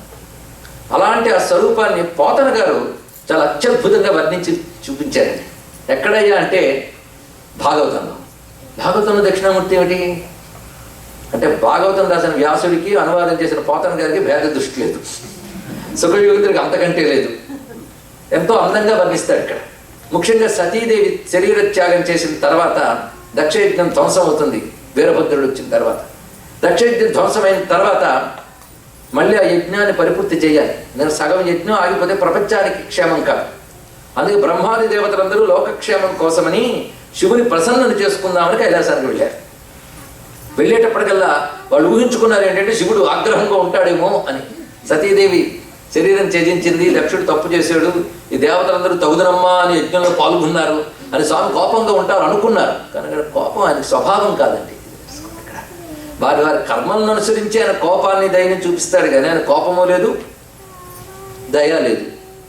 దయ లేదా, దయ ఉంది. అది కోపం రూపంలోనో ప్రేమ రూపంలోనో వ్యక్తమవుతుంది. కానీ రెండు దయ యొక్క స్వరూపాలు కదా. వాడి కర్మ కొద్దీ భగవంతుడు అనుగ్రహం ఉంటుందని. దాని పేరు అనుగ్రహం. అంటే కర్మను అనుసరించి గ్రహిస్తుంది కనుక అనుగ్రహం అని పేరు. ఇక్కడ వారి వారి కర్మల్ని బట్టి పరమేశ్వరుడు ఫలాన్ని ఇస్తూ ఉంటాడు. ఇక్కడ దక్షుడు చేసిన తప్పుకి ఆగ్రహించాడు. ఆ ఆగ్రహం వీరభద్ర రూపం ధరించి వెళ్ళిపోయింది. తను శాంతంగానే కూర్చున్నాడు. ఎంత అందంగా కూర్చున్నాడో పోతన గారు బొమ్మ కట్టినట్టు చూపిస్తున్నారు. భాగవతం ఆధారంగా మనము ఒక్కసారి స్వామి దగ్గర కూర్చుని కైలాసంలో దర్శిద్దాం. ఇద్ధ సనందాది సిద్ధ సంసేవితు శాంత విగ్రహుని వాత్సల్య గుణి. అక్కడ కూర్చున్న వాళ్ళు ఎవరు? నిన్ననే చెప్పుకున్న సనకాది సమారాజ్య. దక్షిణామూర్తి గెటప్లో ఉంటే సనక సనందంలో అక్కడే ఉంటారు. ఇద్ధ సనందాది సిద్ధ సంసేవితు శాంత విగ్రహుని వాత్సల్య గుణిని కమనీయ లోక మంగళదాయకుని శివు విశ్వబంధుని జగద్వినుతయసుని గుహ్యక సాధ్య రక్షో యక్షనాథ కుబేర సేవితుని దుర్వార బలుని ఉచిత విద్యాతపో యోగయుక్తుని బాలచంద్ర భూషణుని మునీంద్రునుతిని తాపసాభీష్టకరు భస్మద్యం దండలింగ ఘన జటాజన ధరుని భక్త ప్రసన్ను వితత సంధ్యాప్రవృతి విడంబిత వినూత్న రక్తవర్ణు సనాతను బ్రహ్మమయుని అని వర్ణించారు. ఆ రూపం ఎంత అందంగా ఉందో చూపిస్తున్నారు ఇక్కడ. సనకాదులు అక్కడ కొలుచుకుంటూ ఉంటే శాంత విగ్రహుడు, శాంతమే రూపం ధరించిందా అన్నట్టున్నట్టు. శాంతం అంటే ఏ వికారము లేని పరిపూర్ణ స్థితి శాంతం. అది పరమాత్మ తప్ప ఇంకెక్కడా లేదండి. అసలు శివం అంటేనే శాంతం అని అర్థం. శాంత స్వరూపుడు, నిర్వికారుడు. ఆ శాంతం ఒక రూపం ధరించింది, శాంత విగ్రహం, ఎంబాడిమెంట్ ఆఫ్ శాంతం. వాత్సల్య గుణుని, భక్తుల పట్ల వాత్సల్య భావం కలిగిన మూర్తి. అసలు ఆయన మూర్తి ధరించడమే వాత్సల్యం. మన కోసం ఆయన రూపం ధరించాలి, లేకపోతే ఆయన ఏం రూపం అండి ఇక్కడ. అందుకే వాత్సల్య గుణుని, పయ కమనీయ లోక మంగళదాయకుని, లోకానికి మంగళం కలిగించడానికి స్వభావం. శివుడు అంటేనే శుభం అని అర్థం ఇక్కడ. సూర్యుడు అంటే వెలుగు, శివుడు అంటే శుభం. సూర్యుడు వెలుగు తప్ప మరేమీ ఇవ్వడు, శివుడు శుభం తప్ప మరేమీ ఇవ్వడు. అందుకే మహాభారతంలో కృష్ణ పరమాత్మ శివశబ్దానికి అర్థం చెప్తాడండి అనుశాసన పర్వంలో. శివమిచ్చేన్ మనుష్యానాం తస్మాత్ శివ ఇతి స్మృత. అందరికీ శుభాన్ని ఆయన కోరుకుంటాడు, అందిస్తాడు కనుకనే శివం శుభం ఆయన స్వరూపం. అందుకే శివ, శంకర, శంభు అని పేర్లు ఆయన చెప్పాడు. ఆయన శుభమే తానైన వాడు కనుక శివుడు, శుభానికి మూలమైన వాడు కనుక శంభుడు, శుభాన్ని అందరికీ కలిగిస్తాడు కనుక శంకరుడు. అటువంటి శుభస్వరూపుడు. అందుకే కమనీయ లోక మంగళదాయకుని శివు, విశ్వబంధుని. ఆయన ఎప్పుడు విశ్వానికి బాంధవుడు, అంటే విశ్వహితం కలిగించడమే ఆయన యొక్క ఉద్దేశం. జగద్వినిత యేసుని, ప్రపంచమంతా ఆయన కీర్తిని గానం చేస్తూ ఉంటుంది. పైగా గుహ్యక సాధ్య రక్షో యక్షనాథ కుబేర సేవిత, కుబేరాది దేవతలందరూ ఆయన సేవించుకుంటూ ఉన్నారు ఇక్కడ. దుర్వార బలుని, శివుని బలం ముందు ఎవరు నిలబడలేరండి. పరమేశ్వరుడికే బల అని పేరున్నది ఇక్కడ. నమో భీమాయచ ఉగ్రాయచ బలాయచ. బలం ఆయన యొక్క స్వరూపము. మహాబలుడు పరమేశ్వరుడు. ఆయన ఇస్తేనే లోకానికి బలం వస్తుంది ఇక్కడ. అందుకే దుర్వార బలుని, ఆయన బలాన్ని ఏ ఒక్కరు అడ్డుకొనలేరు, ఎవరు నిగ్రహించలేరు. ఆయన జగత్తుని నిగ్రహిస్తాడు, ఆయన నిగ్రహించేవారు లేరు. అందుకు దుర్వార బలుని అని గొప్ప మాటలు చూపించాడు. ఉచిత విద్యా తపోయోగయుక్తుని, విద్యా తపస్సు యోగము, ఈ మూడింటితో కూడి ఉన్నాడు. అంతేకాదు బాలచంద్ర భూషణి, మునీంద్రుడు తిని తాపసాభీష్టకరు, తపస్సులకి అభీష్టాలు ప్రసాదించేటువంటి స్వామి ఆ విధంగా భాషిస్తున్నాడు. ఆ రూపంలో అందం ఎంత గొప్పగా ఉన్నదంటే, అంచిత వామపాదాంభోరుగము దక్షిణోరుతలంబున ఒయ్యనునిచి. వామపాదాంభోరుగము అంటే తెలుసు కదా, ఎడమ పాదం. ఆ ఎడమ పాదము దక్షిణ ఊరుతలమున ఒయ్యనునిచి, కుడితోడ మీద పెట్టుకున్నాడు ఇక్కడ. ఆ పెట్టుకుని సవ్యజానువు పైన సవ్యబాహువు చాచి, ఆ ఎడమ మోకాలు నుంచి ఎడమ చేయి పెట్టాడు. ఆ పెట్టిన చేతిలోని స్వామి పుస్తకం మన భావన చేయవచ్చు. సవ్యబాహువు పైన సవ్యజానువు చాచి వలపలి ముంజేత సలలిత అక్షమాలికను ధరించి మహనీయ తర్కముద్రాయుక్తుడగుచు చిత్తంబులోన అవ్యయంబగు బ్రహ్మానంద కలిత సమాధి నిష్ఠితుండగుచు వీతమత్సరుండు. ఆయన ఎలా ఉన్నాడయ్యా అంటే, చిత్తంబులోన అవ్యయంబగు బ్రహ్మానంద సమాధి కలిత నిష్ఠుడు, వీతమత్సరుడు, మాత్సర్యం మొదలైన భావాలు లేనటువంటి వాడు. జ్ఞానం దగ్గరికి వచ్చేటప్పుడు కామక్రోధ లోభమోహం అనుమాత్సర్యాలు ఉండవండి. అవి ఇంకా ఉన్నాయండి అంటే అజ్ఞానం ఇంకా ఉందని అర్థం. తెలుసుకోండి ఇక్కడ. అదే పూజలు చేస్తున్నా, పురస్కారాలు చేస్తున్నా, కానీ వాడంటే పట్టు వీడంటే పట్టు. ఎందుకంటే గతంలో వాడి చేసాడండి అంటే ఇంక అక్కడే ఉన్నాడు, గతాన్ని వదులుకోలేక. ఇవి ఎన్ని మాలలు తిప్పండి, ఎన్ని లక్షల జపాలు చేయండి, చిత్త సంస్కారం లేనప్పుడు ఎందుకంటే అవి జయించేమా లేదా అనేది ప్రోగ్రెస్ రిపోర్ట్. అందుకని పుస్తకం పెట్టుకుని నేను 1,00,000 చేసి తిని, 2 లక్షలు చేసి తిని, దీనికి ఇంత హోమం చేసి తిని లాభం లే. నీ లెక్కలు ఇవి, ఆయన లెక్కలు వేరు. ఎంత జయించి తివి అంటాడే. గీతలోనే చెప్పాడు, యోగి అంటే ఎవడయ్యా అంటే, శక్నోతి హైవ యస్సోడు ప్రాక్షరీర విమోక్షణాత్ కామక్రోధోద్భవం వేగం సయుక్త సుఖీనర. అందుకే స్వామి దగ్గర కొంచెం వీతమత్సరుడు, ఆయన లక్షణం అది. మాత్సర్యాది వికార రహితుడు అయినటువంటి స్వామి అక్కడ కూర్చున్నాడు. అటువంటి అందమైనటువంటి మూర్తిని ఇక్కడ దర్శింపజేస్తూ, ఆ వీతమత్సరుడైనటువంటి మూర్తి ఉచిత విద్యాతపో యోగయుక్తుడై ప్రకాశించినటువంటి దివ్యమంగళ విగ్రహం. అంత శాంతమూర్తి అయినటువంటి స్వామిని అక్కడ ఉన్నటువంటి వారందరూ చూస్తున్నారు. ఇక్కడ బ్రహ్మాది దేవతలు చూసి నమస్కరించారు. అంతేకాదండి, ఈ మూర్తిలో మరొక చిత్రం అంశం ఏంటంటే, నవ్వుతూనే ఉండిట, కానీ కుడిపాదం కింద ఒక రాక్షసుడు తొక్కేస్తుంటాడు. ఎవరైనా ఒకరిని తొక్కుతున్నప్పుడు వాడు మొహాన్ని చూడండి అని ఉంటుంది. నేను ఆ ఫీలింగే లేదు, చాలా నెమ్మదిగా నవ్వుతున్నాడు. పై చిరునవ్వు చెదరట్లేదు. హాయిగా ఉన్నాడు, తొక్కేస్తున్నాడు. అంత ఈజీగా అలవోకగా తొక్కేస్తున్నాడు. వాడి పేరు ఏమిటండి? అపస్మారుడు. కొత్తగా కనబడుతుంది, పిల్లలకు పెట్టుకుందాం డిసైడ్ అయిపోవచ్చు. భయంకరమైన అర్థం ఉంది. అపస్మారుడు అంటే స్మరణ, స్మృతి, జ్ఞప్తి, అది లేకపోవడం అపస్మారం. కొందరు పాపం చాలా కష్టపడి చదువుకుంటారు, తెలియదు, గుర్తుండదు. దీనికి మన బుద్ధిమాంద్యం అని కూడా పేరు పెట్టచ్చండి. ఇక్కడ వాడికి రకరకాల పేర్లు ఉన్నాయి. అజ్ఞానానికి బోల్డ్ పేర్లు కదా. వాడి పేరు అపస్మారుడు. మొత్తానికి అజ్ఞానం అని అర్థం చేసుకోండి చాలు. మనం మామూలు చదువులు చదివిన పాప ఆయన ఏవో చెప్తుంటాడు, ఒక్కడిని ఎత్తికెక్కదు. ఆఖరికి ఏంటయ్యా అంటే ఆయన సరిగ్గా చెప్పలేదండి, వీడు సరిగ్గా అర్థం చేసుకోలేదు కాదు. ఇది ఒకటి మళ్ళీ బాధాకరమైన అంశం ఇక్కడ. అందుకే విశ్వనాథ సత్యన్ గారు ఒక మాట అంటారు, తొలినాడుల పద్యార్థము తెలియనిచో పాఠకునిది తెలియం, ఈనాడులో వ్రాసిన కవిదోషం, కలియుగమున కలి ముదిరిన కొలది చిత్రగతులను నడుచున్నాడు. చాలా చిత్రమైన విషయం చెప్పాడు మహానుభావుడు. అందుకే ఇది ఒక బాధాకరమైన అంశం ఇక్కడ. అజ్ఞానం, దీనికి బుద్ధిమాంద్యం అంటారు. జాడ్యం అని కూడా పేరున్నది ఇక్కడ, బుద్ధిమాంద్యం. దీనితో ఏమవుతుందంటే తెలివి అర్థం కాదు. అజ్ఞానం అంతా రాక్షసుడే కనబడుతున్నాడు, వాడిని తొక్కి పరమాత్మ పైన కనబడుతున్నాడు. ఎందుకంటే స్వామి వేదాహమేతం పురుషం మహాంతం ఆదిత్యవర్ణం తమస పరస్తాత్, లేదా తమసస్తు పారి, తమస పరస్తాత్ తమసస్తు పారి. చీకటికి ఆవలుంటాడు భగవానుడు. చీకటికి ఆవల అంటే అజ్ఞానానికి ఆవలుంటాడు పరమాత్మ. అజ్ఞానం దాటితే కానీ సంపూర్ణ స్వరూపం తెలుసుకోలేవు. నిజమేనండి, కానీ అజ్ఞానాన్ని నేను నిగ్రహించలేకపోతున్నానంటే నీ వల్ల కాదు. అందుకే పాదాలకు అప్పగించి తొక్కి పెట్టేస్తాడు అక్కడ. కనుక అజ్ఞానాన్ని నొక్కిపెట్టి పరమాత్మ కనబడుతున్నాడు. అజ్ఞానం దాటికే ఈశ్వరుడు, అజ్ఞానం దాటికే జ్ఞానం. కానీ కిందనున్నది అజ్ఞానం, పైన ఉన్నది జ్ఞానం. అందుకే అజ్ఞానం రాక్షసుడి కిందనుంది, జ్ఞానం దాన్ని తొక్కి పెడుతూ కనబడుతుంది ఇక్కడ. జ్ఞానస్వరూపుడైన గురువు అజ్ఞానాన్ని నిగ్రహించి పటాపంచలు చేసి బుద్ధిమాంద్యాన్ని తొలగించి తెలివినిస్తున్నాడు అన్నాడు ఇక్కడ. అంతేకాదు వేదాంత పరంగా దీనికి లోతైన అర్థం ఉంది. అపస్మృతి వాడి పేరు. అపస్మృతి అంటే ఏది గుర్తుంచుకోవాలో అది తప్ప అన్ని గుర్తుంచుకోవడం, అంటే మనం చేస్తున్న పని. భయం లేదు ఇక్కడ.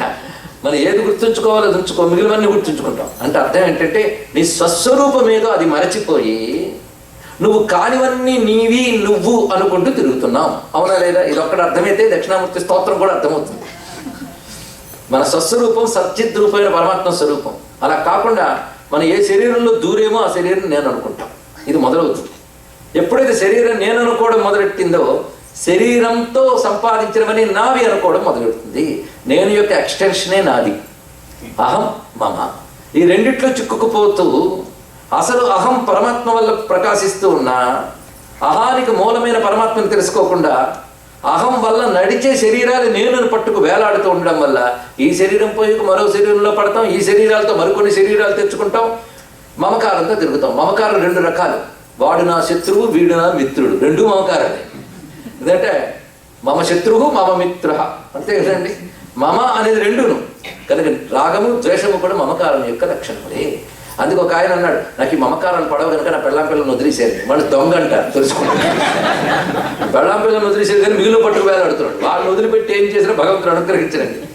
అయితే మోహంలో పడకుండా వాళ్ళ ధర్మం వాళ్ళ బాధ్యత చెయ్యాలి ఇక్కడ. అంతే నువ్వు నా గుది బండలా తయారయ్యో నేను వదిలిపెట్టేసి నేను జపాలకి వెళ్ళిపోతాను అంటే అక్కడ యముడు బండేస్తాడు, తెలుసుకోండి. ఇక్కడ కర్తవ్యం నుంచి పారిపోవడం కాదు ఆధ్యాత్మికత. ధర్మబద్ధంగా కర్తవ్య నిర్వహణ చేస్తూ ఈశ్వర స్పృహ కలిగి ఉంటారు ఇక్కడ.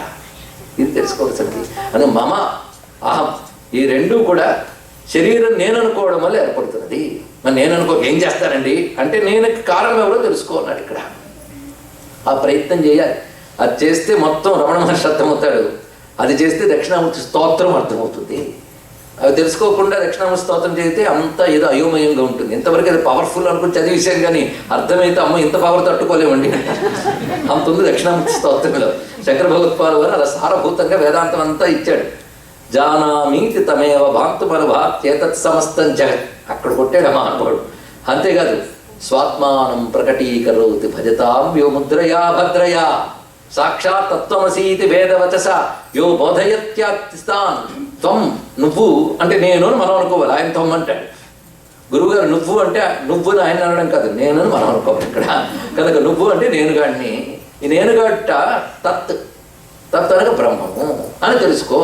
నేను చెప్పి కానీ తెలిసిపోతుందండి. తత్వమసి అన్నా అండి, నేనే బ్రహ్మని అయిపోలేదు. ఆ రెండు మాటలు తీసుకొచ్చి మూల కూర్చొని విచారం చేయాలి. త్వం అని దేన్ని అనుకుంటున్నావు, తత్ అని దేన్ని అనుకుంటున్నావు. ఎందుకు దాన్ని తత్తు అనుకుంటున్నావు, ఎందుకు దీన్ని నేను అనుకుంటున్నావు, రెండు భేదములు ఎందుకు అనుకుంటున్నావు, ఆలోచించి థింక్ థింక్ థింక్ థింక్, అదే వేదాంతం అంతా. కానీ బుర్ర వాచిపోతుందండి ఆలోచిస్తే, నాకు స్టెబిలిటీ రావట్లేదు. అవును కదా, ఇంతకుముందు ధర్మాచరణ చేయి, పూజలు పునస్కారాలు చేయి, స్తోత్రాలు చదువు, అప్పుడు స్టెబిలిటీ వస్తుంది, అప్పుడు నీకు అర్థమవుతుంది. అది పరమార్థం.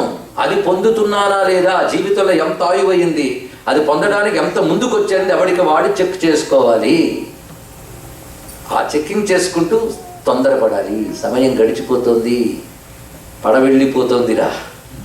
అందుకే జాగ్రత్తగా దారి మళ్ళించకుండా ఒడ్డువైపు తీసుకెళ్ళాలి, తొందరగా అందుకోగలగాలండి. ఇక్కడ ఆ శక్తి నాకు లేదంటే స్వామి పాదాల మీద పడితే అణచిపెడతాడు దాన్ని. ఇక్కడ అణచిపెట్టి నీకేం పర్వాలేదు అంటాడు, చూపిస్తాడు. ఇక్కడ ఇది ఉందండి, ఇది పరమ చిక్కు పెట్టేది, బ్రహ్మవాదులకి శాంతినిచ్చింది. ఇది ఒక్కటే. ఇన్ని శాస్త్రాలు చదివేవా, దీని సారం ఇదే అన్నట్టు. ఇది చూడండి, ఇక్కడ ఇటు పుస్తకం, ఇటు చిన్ముద్ర, వీటి సారం ఇదే అన్నాడు. సర్వశాస్త్ర సారం ఒకటే. ఏమిటయ్యా అంటే జీవో బ్రహ్మైవ రాపరహ. మరి చిన్ముద్ర గురించి చెప్పుకుందామా, రెడీనా? ఎందుకంటే స్వాత్మానం ప్రకటీకరోతి భజతాం యో ముద్రయా భద్రయ. అసలు అంతా అదే. అది గురువుకి సింబల్. ఇది అమ్మవారైనా ఇదే, అయ్యవారైనా ఇదే. దక్షిణామూర్తి రూపిణి అన్నాం కదా, ఇది ఒక్కటి చెప్పేసుకుందాం. రూపిణి అంటే ఆడ స్త్రీమూర్తి కదా. మరి దక్షిణామూర్తి రూపిణిగా అమ్మవారు ఎక్కడున్నారు కొంచెం ఆలోచించాలి. ఎక్కడున్నారు చూపిస్తారు క్షేత్రంలో. దక్షిణామూర్తి రూపిణిగా అమ్మవారి క్షేత్రం పేరు శృంగేరి శారదాంబ. ఇది ఒక రహస్యమైనది. ఎందుకంటే స్ఫటిక రజత వర్ణం, మౌక్తికి అక్షమాల, అమృత కలస విద్య, ఈ 4 పట్టుకున్నది ఆవిడే. పరిశీలించారా? అక్షమాల, అమృత కలసం, చిరుముద్ర పట్టుకుంటుంది ఆవిడ. అదే శారదాదేవిని శివుడి సోదరి అంటారు. సోదరి అంటే మరేం కాదు, మనలాంటి అన్నా చెల్లెలను కాదు. అలా చెప్తే కానీ మనకు అర్థం కాదని రిలేషన్ ఎక్కడ పెట్టారు. అక్కడ ఉన్నదంతా శివతత్వం, శక్తితత్వం ఒకటే. దక్షిణామూర్తి రూపణ శారదాదేవిని మనం అక్కడ ధ్యానం చేసుకున్నాం. ఈ చిన్ముద్ర గురించి మొత్తం ఉందండి ఇక్కడ. ఈ చిన్ముద్ర గురించి అర్థం చేసుకునే ప్రయత్నం చేద్దాం. కొంచెం ఏకాగ్రత చూపిస్తే మీకు అర్థమైపోతుంది. ఏకాగ్రత చిన్ముద్ర వల్ల వస్తుంది. ఈ మధ్య యోగాలో రకరకాల రెమెడీస్ చెప్తున్నారు. నేను ఇలా అంటేనే యోగం అపీలింగ్గా ఉంటుంది, కానీ యోగ విద్యలో రకరకాల పరిష్కారాలు చూపించారంటే ఎక్కదు. యోగాలో రెమెడీస్ అంటే బాగుంటుంది. యోగాలో ముద్రలతో కూడా ఈ మధ్య చూపిస్తున్నారు, మీరు పరిశీలించుంటారు. ఇలా అంటే తలనొప్పి తగ్గిపోతుంటారు, ఇలా అంటే జలుబు తగ్గిపోతుంటారు, ఇంకా పట్టుకుంటారు. కానీ ఇవి జాగ్రత్తగా చేస్తే దేవతా ముద్రలైనా మన అర్చనలో, ఉపాసనలో కూడా ముద్రలు ఉన్నాయి. తెలుసు, గాయత్రి చేసేవారికి 24 ముద్రలు ఉన్నాయని తెలుసు. అలాగే అమ్మవారి విద్యలో దశముద్ర సమారాధ్య ఉంది. గణపతి ఆరాధనలో 7 ముద్రలు ఉంటాయి. ఇలా ఒక్కొక్క దేవతకి ముద్రలకి సంకేతం ఉంది. అంటే మంత్రం, ముద్ర, ఇవన్నీ కూడా. అయ్యో నాకు తెలియదండి అంటే, తెలియకపోయినా భక్తి ఉంటే చాలా అయ్యా అన్నారు. న మంత్రం నో యంత్రం తదిపి జనజానే స్థితిమోహో నచాపానం ధ్యానం తదిపి జనజానే స్థితి కదా నజానే ముద్రాస్తే అన్నారని. ఇక్కడ తెలియక్కర్లేగానే ఉంటాయని తెలియాలి. కానీ దేవతల ముద్రలు పట్టుకుంటే ఒక ముద్ర ఒక తత్వాన్ని, ఒక భావాన్ని చెప్తుంది. నాట్యశాస్త్రంలో కూడా ముద్రలు ఉంటాయి. ఆ ముద్రలు ఒక భావాన్ని చెప్పడానికి చూపిస్తారు. ఎప్పుడైతే నీకు అర్థం కాదనుకున్న భావం ముద్ర ద్వారా అర్థమవగానే అమ్మయ్య అర్థమైందని ఆనందం కలుగుతుంది కదా. కనుక ముదం రాతి ఇది ముద్ర, ఆనందాన్ని కలిగిస్తుంది కనుక ముద్ర అని పేరు అన్నారు. ఇక్కడ ఒక ఆనంద భావాన్ని కలిగిస్తున్నది. ఈ ముద్రకి ఎక్కువ పేర్లు ఉన్నాయండి. చిన్ముద్ర, జ్ఞానముద్ర, వ్యాఖ్యాముద్ర, బోధముద్ర, ఇవి పేర్లు దీనికి. దీనిలో ముందు బేసిక్గా అర్థం చెప్పాలంటే, మామూలు సామాన్యులకి, చిన్నపిల్లలకు కూర్చోబెట్టి అర్థం చెప్పాలంటే, వాళ్ళకి ఈ ముద్ర కాన్సన్ట్రేషన్ పెంచుతుంది. అదే ధ్యానం చేసినప్పుడు కూడా మనం ఇలా కూర్చుంటాం, కాన్సన్ట్రేషన్ పెంచడానికి పనికొస్తుంది. అయితే ఇదే ఆ మాత్రం అర్థం సరిపోదు. దీనితో వేదాంతం అంతా చెప్పేసేట. ఒక్క అరచేతితో వేదాంతం చెప్పాడంటే దీన్ని అరచేతిలో వైకుంటా ఉంటారు. ఇప్పుడు కాదు, ఇక్కడ అయం మే భగవాన్, అయం మే హస్తో భగవాన్, అయం మే భగవత్తర. హీలింగ్ పవర్స్ గురించి మంత్రం అండి ఇక్కడ వేదంలో. చేత్తో హీలింగ్స్ ఎలా ఇవ్వచ్చు అని చూపిస్తున్నాడు. సరే, మొత్తానికి ఈ చేత్తోనే అంత చూపిస్తున్నాడు స్వామి. చూడండి, ఇది అభయహస్తం అంట. దాని చిన్న మార్పు ఇది. అంటే జ్ఞానంతో కూడిన అభయం. ఇది బాగుంది ఇక్కడ. కానీ ఇది అరచేయి.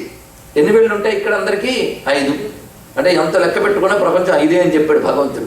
పంచభూతాలు, పంచ తన్మాత్రలు, పంచ జ్ఞానేంద్రియాలు, పంచ కర్మేంద్రియాలు, పంచ ప్రాణాలు. ఇంత పంచతో ప్రపంచం ఏర్పడింది. అయినా అంత లెక్క పెట్టుకోవడానికి 5 ఉందని చెప్పాడు. చూడండి ఇక్కడ ఈ 5 కొంచెం పరిశీలించు, వివేచన చేయన్నాడు. ఎలాగంటే ఈ 3 ప్రపంచం, ఇది జీవుడు, ఇది పరమాత్మ. ఈయన ఏంటంటే ఈ 4 ఆధారమే ఉన్నాడు వీడు అన్నాడు ఇక్కడ. అసలు మతం అంటే ఏమిటయ్యా అంటే ఒక్క మాటలో చెప్పేశాడు. ఆధ్యాత్మికత అంటే ఏమిటో రమణ మహర్షి. జీవుడు, జగత్తు, ఈశ్వరుడు ఈ మూడు గురించి ఆలోచించేదానికి ఆధ్యాత్మికత అని పేరు, దీనికి మతం అని పేరు. అని రిపీట్ చేయనా? జీవుడు, జగత్తు, ఈశ్వరుడు, ఈ మూడు. ఎందుకంటే ఇంకేమైనా ఉందండి ఇక్కడ? అయితే నాస్తికుడు జగత్తు జీవుడు గురించి ఆలోచిస్తాడు, ఆస్తికుడు ఈశ్వరుడు కూడా కలుపుతాడు. జీవుడు అంటే ఎవరో కాదు, ఈ జగత్తును చూస్తూ అనుభవిస్తున్న నేనంటే నేనే కాదు, ఎవడికి వాడు. కనుక నేను, ప్రపంచం, ఈ రెండు ఉన్నది విషయం అంతే కదండి. ఈ ప్రపంచం నీకు అనుకూలిస్తే ఆహా ఓహో, ప్రతికూలిస్తే అయ్యో అమ్మో, అంతే కదా మన ఎక్స్ప్రెషన్స్. సుఖ దుఃఖాలన్నీ ప్రపంచంతో నువ్వు పొందుతున్నటువంటి ఉంటాయి. కనుక బతుకంతా మనము ప్రపంచం, వీటితో పడే ఘర్షణ బతుకంతా అక్కడ. కనుక ఈ ప్రపంచం ఏంటి, నేనేమిటి, ఈ రెండుకి ఆధారం ఏమిటి, ఎవడున్నాడు? ఊరికనే ఏదో నడిచిపోవట్లేదు కదా. పొద్దున్నే ఆఫీస్కి వెళ్తున్నాం, సంతకం పెడుతున్నాం, పని చేస్తున్నాం అంటే ఇంత ఆఫీసులో జీతాలు ఇస్తూ చేసే ఒక వ్యవస్థ ఒకటి ఉంది కదా. అది పొద్దున్నే సూర్యుడు వస్తున్నాడు, చంద్రుడు వస్తున్నాడు, సకాలంలో వర్షాలు పడుతున్నాయి, గాలి వీస్తోందంటే ఇదంతా యాక్సిడెంటల్ అన్నామంటే అంతకన్నా మూర్ఖత్వం మరొకట్లేదండి. అందుకే యక్షుడు ధర్మరాజుని ప్రశ్నిస్తూ మూర్ఖుడు అంటే ఎవరంటే నాస్తికుడు అని చెప్పాడు, నాస్తికుడు అంటే ఎవరంటే మూర్ఖుడు అని చెప్పాడు. అద్భుతంగా చెప్పాడు మహానుభుడు. కనుక ఇంత సిస్టమేటిక్ ప్రపంచం కూడా చూస్తూ సిస్టమ్ని పెట్టిన భగవంతుడు మర్చిపోతే ఎలా అండి ఇక్కడ? అందుకే పరమాత్మను మనం తెలుసుకోవాలి. కనుక జీవుడు, జగత్తు. ఇప్పుడు ఈశ్వరుడు ఇక్కడ ఉన్నాడు. ఇప్పుడు జీవుడు ఎక్కడున్నాడు? ఇలా చూసినప్పుడు ప్రపంచంతో కలిసిపోయి ఉన్నాడు. పరమాత్మ గురించి నో థింక్, అటు వెళ్ళడమే లేదు బుద్ధి. ప్రపంచం, ఇది ప్రపంచం ఎందుకు చెప్పానో చూద్దాం. ఈ ప్రపంచంలో మూడు ఉన్నాయి, సృష్టి, స్థితి, లయ. అంతేకాదు గుణాలు మూడు ఉన్నాయి, సత్వరజస్తమో గుణాలు. అదేవిధంగా ఈ సృష్టిలో ఉన్న ఈ మూడు అనుభవిస్తున్న మనకు మూడు ఉన్నాయి, స్థూల, సూక్ష్మ, కారణ. ఈ మూడింటితో మనం పడే అవస్థలు ఎన్ని చెప్పమంటారండి? ఎన్నో కాదు, మూడే అవి కూడా. జాగ్రత్త, స్వప్నము, సుషుప్తి. ఈ మూడు ఎవరికి తెలియదండి? ఒక ఆయన అన్నాడు సుషుప్తి అంత తెలియదండి, డీప్ స్లీప్ ఎప్పుడు రాదన్నాడు. ప్రయత్నిస్తే ఎప్పుడు రావచ్చు, కానీ అది కూడా ఉందని ఒప్పుకుంటాడు కదా వీడు. కనుక మూడు, ఈ మూడు మనకు అందరికీ తెలిసింది. ఇది ప్రతి వాడి ఒక మూర్ఖుడు ఎక్స్పీరియన్స్ కూడా అంతే. దేహం ఉన్న పండితుడైనా మూర్ఖుడైనా ఈ మూడు అనుభవిస్తూ ఉంటాడు.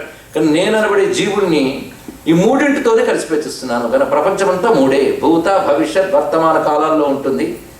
పైన, మధ్య, క్రింద అనే మూడు లోకాలతో ఉంటుంది. అదేవిధంగా సృష్టి, స్థితి, లయలతో ఉంటుంది. స్థూల, సూక్ష్మ, కారణ శరీరాలతో ఉంటుంది. జాగ్రత్త, స్వప్న, సుషుప్తులతో ఉంటుంది. సత్వరజస్తమో గుణాలతో ఉంటుంది. కానీ ప్రపంచమంతా త్రీ. ఇది ఇక్కడ చూపించాడు. ఈ త్రీ అయిన ప్రపంచంతోనే మనం పట్టుకున్నాం ఇప్పటి వరకు. ఎంతసేపు అలా పట్టుకు వేలాడతాం.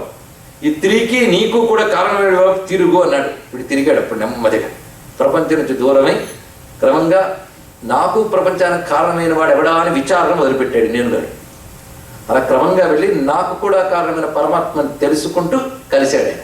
ఎప్పుడైతే పరమాత్మతో కలిసిపోయాడో ప్రపంచంతో దూరమై ఈ మూడింటికి త్రిగుణములకు అతీతమైన స్థితి, త్రిగుణాతీత స్థితి అన్నారు కదా. కానీ త్రిగుణములకు అతీతమైన పరమాత్మతో ఆ సమాధి స్థితిలో ఐక్యం చెంది జీవుడు బ్రహ్మముతో ఐక్యమై పరిపూర్ణుడయ్యాడు కనుక జీవ బ్రహ్మైక్యమంతా చిన్ముద్రలో చెప్పాడయ్యా. అందుకే దీన్ని చూస్తే మొత్తం పరతత్వం అంతా అర్థమైపోయింది. నేను అనుకున్న జీవుడు పరమాత్మ వాడే తప్ప దేహాదులకి, ప్రపంచానికి చెందినవాడు కాడు. మరి ఇంత ప్రపంచం ముందు ఉంటే నువ్వుంటేనే అది ఉంది, లేకపోతే అది లేదు. అవునా లేదని నేను ఇంటికి వెళ్ళి పడుకున్నా, ఏమైందో నాకు తెలియదు. మళ్ళీ పొద్దున్న లేచి అన్ని తెచ్చుకుంటే కనపడింది. దీని గురించి చెప్పాడు. విశ్వం దర్పణ దృశ్యమాన నగరీతుల్యం నిజాంతర్గతం పశ్యన్నాత్మని మాయయా బహిర్వోద్భూతం యథా నిద్రయా యస్సాక్షాత్కృతే ప్రబోధ సమయే స్వాత్మానమేవాద్వయం తస్మై శ్రీ గురుమూర్తయే నమైదం శ్రీ దక్షిణామూర్తయే. ఆ చిన్ముద్రకి వ్యాఖ్యానమే ఆ 10 శ్లోకాలు ఉంటే మరొకటి కాదు. ఆ చిన్ముద్రలోనే మొత్తం దక్షిణామూర్తత్వం అంతా ఉంది. ఆ చెయ్యే ప్రధానమైన చెయ్యి, అది కుడి చెయ్యి, అదే అభయాస్తం. అది పట్టుకున్నాడు ఇక్కడ. మనకు కావాల్సింది అది ప్రధానం. మిగిలిన 3 చేతులు ఇందుకు పనికొస్తాయి. ఇది తెలుసుకోవడం, అది ఇది మాత్రం మారదు, మిగిలినవన్నీ మారుతాయి. కానీ ఇది ప్రధానమైనటువంటి అస్తం. ఇంకొక అర్థం కూడా ఉంది. ఇంకొక అర్థం చెప్తున్నా అంటే మొదటి అర్థం డస్టర్తో చెరిపివేయము అని చెప్పట్లేదు, అది అలాగే పెట్టుకుని రెండో అర్థాన్ని కూడా కలుపుకోండి. బ్రహ్మతత్వాన్ని గురించి చెప్తూ వేదాంతం అద్భుతమైన మాట చెప్పింది. ఎంత వేదాంత పరిభాష. అస్థి, భాతి, ప్రియం, నామం, రూపం, 5. ఈ 5ట్లో నామం, రూపం ప్రపంచ లక్షణం. ప్రపంచంలో మాత్రం పరమాత్మ లేడు. పరమాత్మ ప్రపంచంలో కూడా ఉన్నాడు. కానీ ప్రపంచంలో పరమాత్మ ఉన్నాడు, కానీ ప్రపంచం ఇంపోజ్ అయిపోయి పరమాత్మ కనిపించట్లేదు. పరమాత్మ మనం చూడట్లేదు. టీవీలో సినిమా స్క్రీన్ వస్తూ ఉంటే స్క్రీన్ కనబడదు, సినిమా కనబడుతుంది. అప్పుడు ఆ సినిమాలో కనబడే హాస్యానికి నవ్వుతాం, ఏడుపుకి ఏడుస్తాం. కానీ ఏడుపు హాస్యం స్క్రీన్కి లేదు, కానీ స్క్రీన్ లేకపోతే అవేమీ లేవు. కనుక పరమాత్మ యందు ఇదంతా ప్రకాశిస్తోంది, కానీ పరమాత్మగా వికారాలు ఏం లేవు. అయితే ఉదాహరణ అర్థం చేసుకోవడానికి చెప్పానే తప్ప మరి స్క్రీన్ లాంటి జడలు కాదు పరమాత్మ. అందులో విద్యుత్ శక్తి కూడా ఉంది. ఆ విద్యుత్ శక్తి లేకపోతే ఇవేమీ లేవుగా. ఆ శక్తికి కూడా ఏడుపు లేదు, నవ్వు లేదు. కానీ ఆ శక్తి లేకపోతే ఏడుపు నవ్వు రెండు తెలియవు. కనుక ఆ శక్తి లేకపోతే ఏడుపు నవ్వు లేదు, ఆ శక్తికి ఏడుపు నవ్వు లేదు. నేను తెలుగులోనే చెప్పాను, అదే కన్ఫ్యూజన్. అర్థమైంది కదా. కానీ పరమాత్మ తత్వము, కానీ నామరూపం ప్రపంచం, ఈ నామరూపమైన ప్రపంచం పరమాత్మ యందు భాషిస్తాం. కానీ భాషిస్తున్న నామరూప ప్రపంచంలో కూడా పరమాత్మ ఉన్నాడు, లేకపోతే అసలు భాష లేదండి ఇక్కడ. ఆయన చైతన్యమే లేకపోతే నామరూపాత్మకమైన ప్రపంచం నీకు కనబడదు, వినబడదు. కానీ కనబడే వినబడే ప్రపంచం, కనబడితే రూపం, వినబడితే నామం. ప్రపంచం అంతా నామరూపాలే. నేను ఇది చూపించగలిగిన దీని పేరేంటండి అంటారు. నామం కలవాలి, రూపం కనబడుతుంది, రెండు కలిస్తే అమ్మయ్య తృప్తి మనకి. కానీ ప్రపంచంలో నామరూపాలే. నాకు ఫలానా పేరున్నవాడు, ఫలానా రూపం ఉన్నవాడంటే అసహ్యం, ఫలానా నామరూపాలు ఉన్నవాడంటే సహ్యం. అంతే కదా, బతుకంతా నామరూపాలే. ఈ నామరూపాత్మకమైన ప్రపంచం మనల్ని సుఖాలకి, దుఃఖాలకి, బంధాలకి, రాగాలకి, ద్వేషాలకి లోనే తిప్పేస్తుంది. దీనిలోనే తిరుగుతూ ఉన్నాం. ఇప్పుడు ఏం చేయాలయ్యా నేను? ఎలా తరిస్తాను? పోనీ భగవంతుడు ఎక్కడున్నాడు? ఎక్కడో దూరంగా ఇందులోనూ కూర్చున్నాడు వచ్చి. ఇది అది కలిసిపోయింది, అది వచ్చింది కన్ఫ్యూజన్. అయ్యా అప్పుడు జాగ్రత్తగా మనం తెలుసుకోవాలి. ఇక్కడ ఒక ఆయన బురద నీరు అన్నాడు. నీరు బురద కాదు, బురద చేరడం వల్ల అయింది. ఇక్కడ నీకు బుద్ధి తెచ్చుకో, ఆ బురద దింపాలి. బురద దింపాలంటే దానికి ప్రక్రియ ఉందండి. ఒక కలశంలో నీళ్లు పట్టుకుని అలా తిప్పుతూ ఉంటే బురద ఇంకా పెరుగుతుంటుంది. కాస్త కుదురుగా పెట్టా కొండని, కుదురుగా పెడితే ఆ వైబ్రేషన్స్ తగ్గి అది కాస్త స్టాటిక్గా ఉంటే అప్పుడు కిందకి నెమ్మదిగా బురద దిగి నీరు పైకి తేడుతుంది అయ్యా అన్నాడు. అలాగే నీ మనస్సు అనే కలశంలో ప్రపంచం అనే బురద ఉంది, పరమాత్మ అనే నీరు ఉన్నది, రెండూ కలిసిపోయింది. నువ్వు ఒక స్థిమితంగా కూర్చో, అది ఇక్కడ దాని పేరు ధ్యానం. ఆ స్థిమితం ఇవ్వట్లేదండి బతుకులు. ఎప్పుడు ఏదో ఒక యావగేషన్, ఏదో ఒక బిజీ. ఆ బిజీతో నువ్వేమవుతున్నావు? నామరూపాత్మక ప్రపంచంతో లింక్ పెంచుకుంటున్నావు. పెంచుకుపోవడం వల్ల ఏమవుతుందో బహిర్ముఖత్వం పెరిగిపోతుంది. బయట ఉన్న ప్రపంచం వైపు దృష్టిని పెట్టడమే బహిర్ముఖం. బహిర్ముఖం పెట్టుకుంటున్నంతకాలం పరమాత్మ తెలియడు, హైలీ ఇంపాసిబుల్. నేను జపం చేస్తుంటాను, మధ్యలో ఫోన్ తీస్తుంటాను అంటే భగవంతుడు ఎప్పుడు తెలియడండి. ఇక్కడ బహిర్ముఖత్వం అప్పుడు కూడా దొరికిపోతే ఎలాగ? ఇక్కడ బహిర్ముఖత్వం ఎంత తగ్గించుకుంటే భగవంతుడికి అంత దగ్గర అవుతారు. ఇది సెల్ఫ్ చెకింగ్ చేసుకోవాలండి. మోక్షం కావాలనుకున్నవాడు, అసలు ఉపన్యాసం వాళ్ళ కోసమే. ఎలాగో ఖాళీగా ఉన్నాం, పక్కింటి ఆవిడ రమ్మంది అందుకు వచ్చానని కానీ, రైడింగ్ ఇమ్మన్నారు కనుక ఇచ్చాను కానీ నాకు వీడి మీద ఇంట్రెస్ట్ లేదండి అని కానీ కాకుండా శ్రద్ధగా వింటే మోక్షం కావాలనుకున్న వాళ్ళకి ఇవన్నీ కూడా. మోక్షం కావాలంటే అంతర్ముఖ సమారాధ్య, అది మొదలు పెట్టాలయ్యా. అంతర్ముఖం ఇంట్రావెట్టావు, ఎప్పుడు బహిర్ముఖమేనా? ఆలోచించు, ఆలోచన లోపల వస్తువు. నామరూపాత్మక ప్రపంచం చూస్తున్నావు కనుక నామ రూప, వీటిలో భగవంతుడు ఎలా ఉన్నాడంటే అస్థి, భాతి, ప్రియం, 3 రూపాలు ఉన్నాడు. అస్థి అంటే ఎప్పుడూ ఉండేవాడు, ఉనికి. తెలుగులో ఉనికి, ఇంగ్లీష్లో ఎగ్జిస్టెన్స్, సంస్కృతంలో అస్థి, ఎప్పుడు ఉన్నది, ఎవర్ ఎగ్జిస్టెన్స్ లేదా ఎటర్నల్ ఎగ్జిస్టెన్స్. భాతి, భాతి అంటే ప్రకాశిస్తుంది, అంటే చైతన్యం, కేవలం చైతన్యం, అది లేకపోతే ఏది లేదుగా, అదే ప్రకాశం. కనుక దానికి చిత్ అని పేరు. 2 ప్రియం, ప్రియం అంటే ఆనందం. ఒప్పుకుంటారు లేదా? అందరికీ ప్రియమైనది ఆనందమే, ఒప్పుకుంటారు కదా. కనుక అస్థి, భాతి, ప్రియం, సత్తు, చిత్తు, ఆనందం, అంతే. ఇక్కడ ఈ సచ్చిదానందం పరమాత్మ రూపం, నామం రూపం ప్రపంచంది. కనుక నామం రూపం ప్రపంచం, సచ్చిదానందం పరమాత్మ. బురదని నీరుని ఎలా వేరు చేసుకోవాలో అలా వేరు చేసుకోవాలండి ఇక్కడ. కనుక ఈ సత్తు, చిత్త, ఆనందం ఎక్కడో లేదు, నామరూపాలతో కలిసిపోయింది. నువ్వు కొంచెం ఆగి ఈ నామరూపాలలో ప్రకాశిస్తూ ఉన్న పరమాత్మ, నామరూపాల ద్వారా తెలియబడుతున్న ఆయనకి నామరూపాలు లేవు, కానీ అసలు లక్షణం అస్థి, భాతి, ప్రియం. కనుక నువ్వు కొంచెం తెలివిని ఉపయోగించి నామరూపాలు 2 ఉపసంహరించు. అస్థి ఎడం చిటికన వేల నుంచి ఎవడైనా లెక్క పెడతాడు. అస్థి, భాతి, ప్రియం, నామం, రూపం. నామం రూపం ఉపసంహరించు, అస్థి, భాతి, ప్రియం మాత్రమే మిగులుతుందని తెలుసుకో. ఇదే జ్ఞానం అన్నాడు చిరుముద్రలో. ఇది మరొక అర్థం అండి, మరొక కోణం పరిశీలించాం. ఇక్కడ పరమాత్మ యొక్క శుద్ధ లక్షణం ఏంటి? అస్థి, భాతి, ప్రియం. కనుక నామరూపాలు తగులుకున్నంతకాలం పరమాత్మ దొరకడు, నామరూప ఉపసంహరణమే తెలియబడుతుంది. కనుక నామరూపాత్మంలో అనేకత్వం ఉంటుంది, సచ్చిదానందంలో ఒకటే ఉంటుంది. మీలో నాలో చైతన్యం మాత్రం ఒక్కటే, అది అస్థి, భాతి, ప్రియం. నామరూపాల్లో భేదాలు ఉన్నాయి. ఈ భేదాలు క్రమక్రమంగా ద్వంద్వాలకి రేణువుతున్నాయి. కనుక స్త్రీ పురుషుడు నల్లవాడు, తెల్లవాడు, మూర్ఖుడు, పండితుడు, ఇవన్నీ నామరూపాల వల్ల ఏర్పడ్డాయి. కానీ వీళ్ళందరిలో ఉన్నటువంటి చైతన్యం మాత్రం సత్తు, చిత్తు, ఆనందం. నువ్వు ఆ శుద్ధమైన తత్వాన్ని తెలుసుకుని అదే నేనని దాంట్లో నిలబడి నామరూపాలు ఉపసంహరించు, అది నీకు ముక్తి హేతు అని చెప్పడానికి స్వామి ఈ 3 చూపించారండి. నేను ఇంకా దక్షిణామూర్తి స్తోత్రానికి మొదటి డోస్ వేశాను. ఇది అర్థమైందంటే 10 శ్లోకాలు అర్థమవుతాయి, లేకపోతే ఇప్పటి నుంచి కాదు అనుకుంటే సరే. ఈ మొత్తం దక్షిణామూర్తి స్తోత్ర సారం అండి ఇది ఇక్కడ ఇవాళ చెప్పుకున్నది. అందుకే స్వాత్మానం, స్వాత్మానం నిన్ను నీకు ప్రకటిస్తున్నది ఈ ముద్ర. నిన్ను నీకు అంటే నీ స్వస్వరూపాన్ని చూపిస్తుంది. నీ స్వస్వరూపం సత్తు, చిత్త, ఆనందమే కానీ నామరూపాలు కావు. ఎందుకంటే నామం నీదా. మీ అమ్మ ఒక నామం పెట్టింది, ఊళ్ళో వాళ్ళు ఇంకో పేరు పెట్టుకున్నారు. రెండు నువ్వు పెట్టబడినవే తప్ప నువ్వు దాంట్లో పుట్టలేదు. అవునా లేదా? రూపమా అది ఎప్పుడు ఒకలా లేదు, మారిపోతుంది. బాల్యాదిష్టస్మి జాగ్రత్త తదా సర్వాస్తస్వాస్వపి వ్యావృత్తా స్వనువర్తమానమి యమత్యంత స్ఫురంతం సదా. చదివారుగా పారాయణలో. కానీ ఏ రూపం నీది చెప్పు? ఈ రూపం అండి నాదే. మీ చిన్నప్పుడు ఫోటో చూపిస్తారు ఏమంటే ఇది మీ రూపం అని. అదేనండి, ఆ మొహం ఈ మొహం తేడా లేదంటే అయినా నాదే కండి అంటే రూపం మారిపోయినా అంటే జ్ఞప్తి రూపంలో కొనసాగుతుంది. ఇక్కడ రూపంతో తాదాత్మ్యం చెందావు. ఇప్పుడు ఈ రూపం, తర్వాత ఈ రూపం కూడా మర్చిపోయే రూపాలు వస్తాయి తర్వాత జన్మలు సిద్ధంగా. అప్పుడు ఆ రూపం పట్టుకు వేలాడుతుంటాడు. ఇక్కడ నీకు గజ్జన్మలు ఇది నాయన అంటాడు మహర్షి, నేను నమ్మనండి అంటావు. ఏం చేస్తా పోయింది ఇది ఇక్కడ. అందుకు కనుక ఏ నామరూపాలు మారుతున్నాయి, మారకుండా వెళుతున్నది మాత్రం నీలో ఉన్నటువంటి శుద్ధ చైతన్యం. అది నువ్వు తెలుసుకోనంత వరకు, నామరూపాలే నేను అనుకుంటున్నంత వరకు ఈ నామరూపాలు పోయి నామరూపాలకు వెళుతూ జనన మరణ ప్రవాహంలో కొట్టుకుపోవడమే. దాని నుంచి బయటపడాలంటే నామరూపాలకు అతీతమైన చైతన్యం ఏది నాలో ఉందో అదే నేను అని మనం తెలుసుకోగలిగితే ధన్యులమవుతాను నేను అని చెప్పాడు. ఇక్కడ అంత ఉందండి చిన్ముద్రలో. కనుక 2 రకాలు చెప్తాం. మొదటిది కొంచెం తేలిగ్గా అర్థమవుతుంది, మూడవది అసలు కనుక అంత తేలిగ్గా అర్థం కాదు. కానీ 2 కలిపి చిన్ముద్రలు ఉన్నాయనేది అక్కడ కూర్చున్న బ్రహ్మవాదులకు అర్థమైంది ఇక్కడ. కనుకనే స్వామి చిన్ముద్ర వచ్చింది. ఇంకా రూపవర్ణనే నేను చేస్తున్నాను. తెల్లని వాడు చిన్ముద్ర ధరించి ఉన్నాడు, కూర్చుని ఉన్నాడు. అపస్మారణ దైత్యుడి మీద పెట్టి కూర్చున్నాడు, మౌనంగా ఉన్నాడు. ఏమిటా మౌనం? ఇది తెలుసుకోవాలి. మాట మాట్లాడుతున్నామంటే ఇంకా మనకు అందుకోలేదని అర్థం. అవునా లేదా? అందుకోనంత వరకు మాట ఉంటుంది, అందిన తర్వాత మాట ఉండదు. గమ్యం చేరే వరకు ప్రయాణం ఉంటుంది, గమ్యం చేరాక ప్రయాణం ఉంటుంది. అవునా లేదా? ప్రయాణం ఉండని వాళ్ళు 2. అసలు ప్రయాణం చేయని వాడు, గమ్యం చేరిన వాడు. అవునా లేదు? అసలు ప్రయాణం చేయని వాడికి ప్రయాణం లేదు, గమ్యం చేరిన వాడికి ప్రయాణం లేదు. కాబట్టి నేను ఆయన ఒకటే అనుకోకూడదు. వీటికి చాలా తేడా ఉంది. మొగతనానికి మౌనానికి అది భేదం.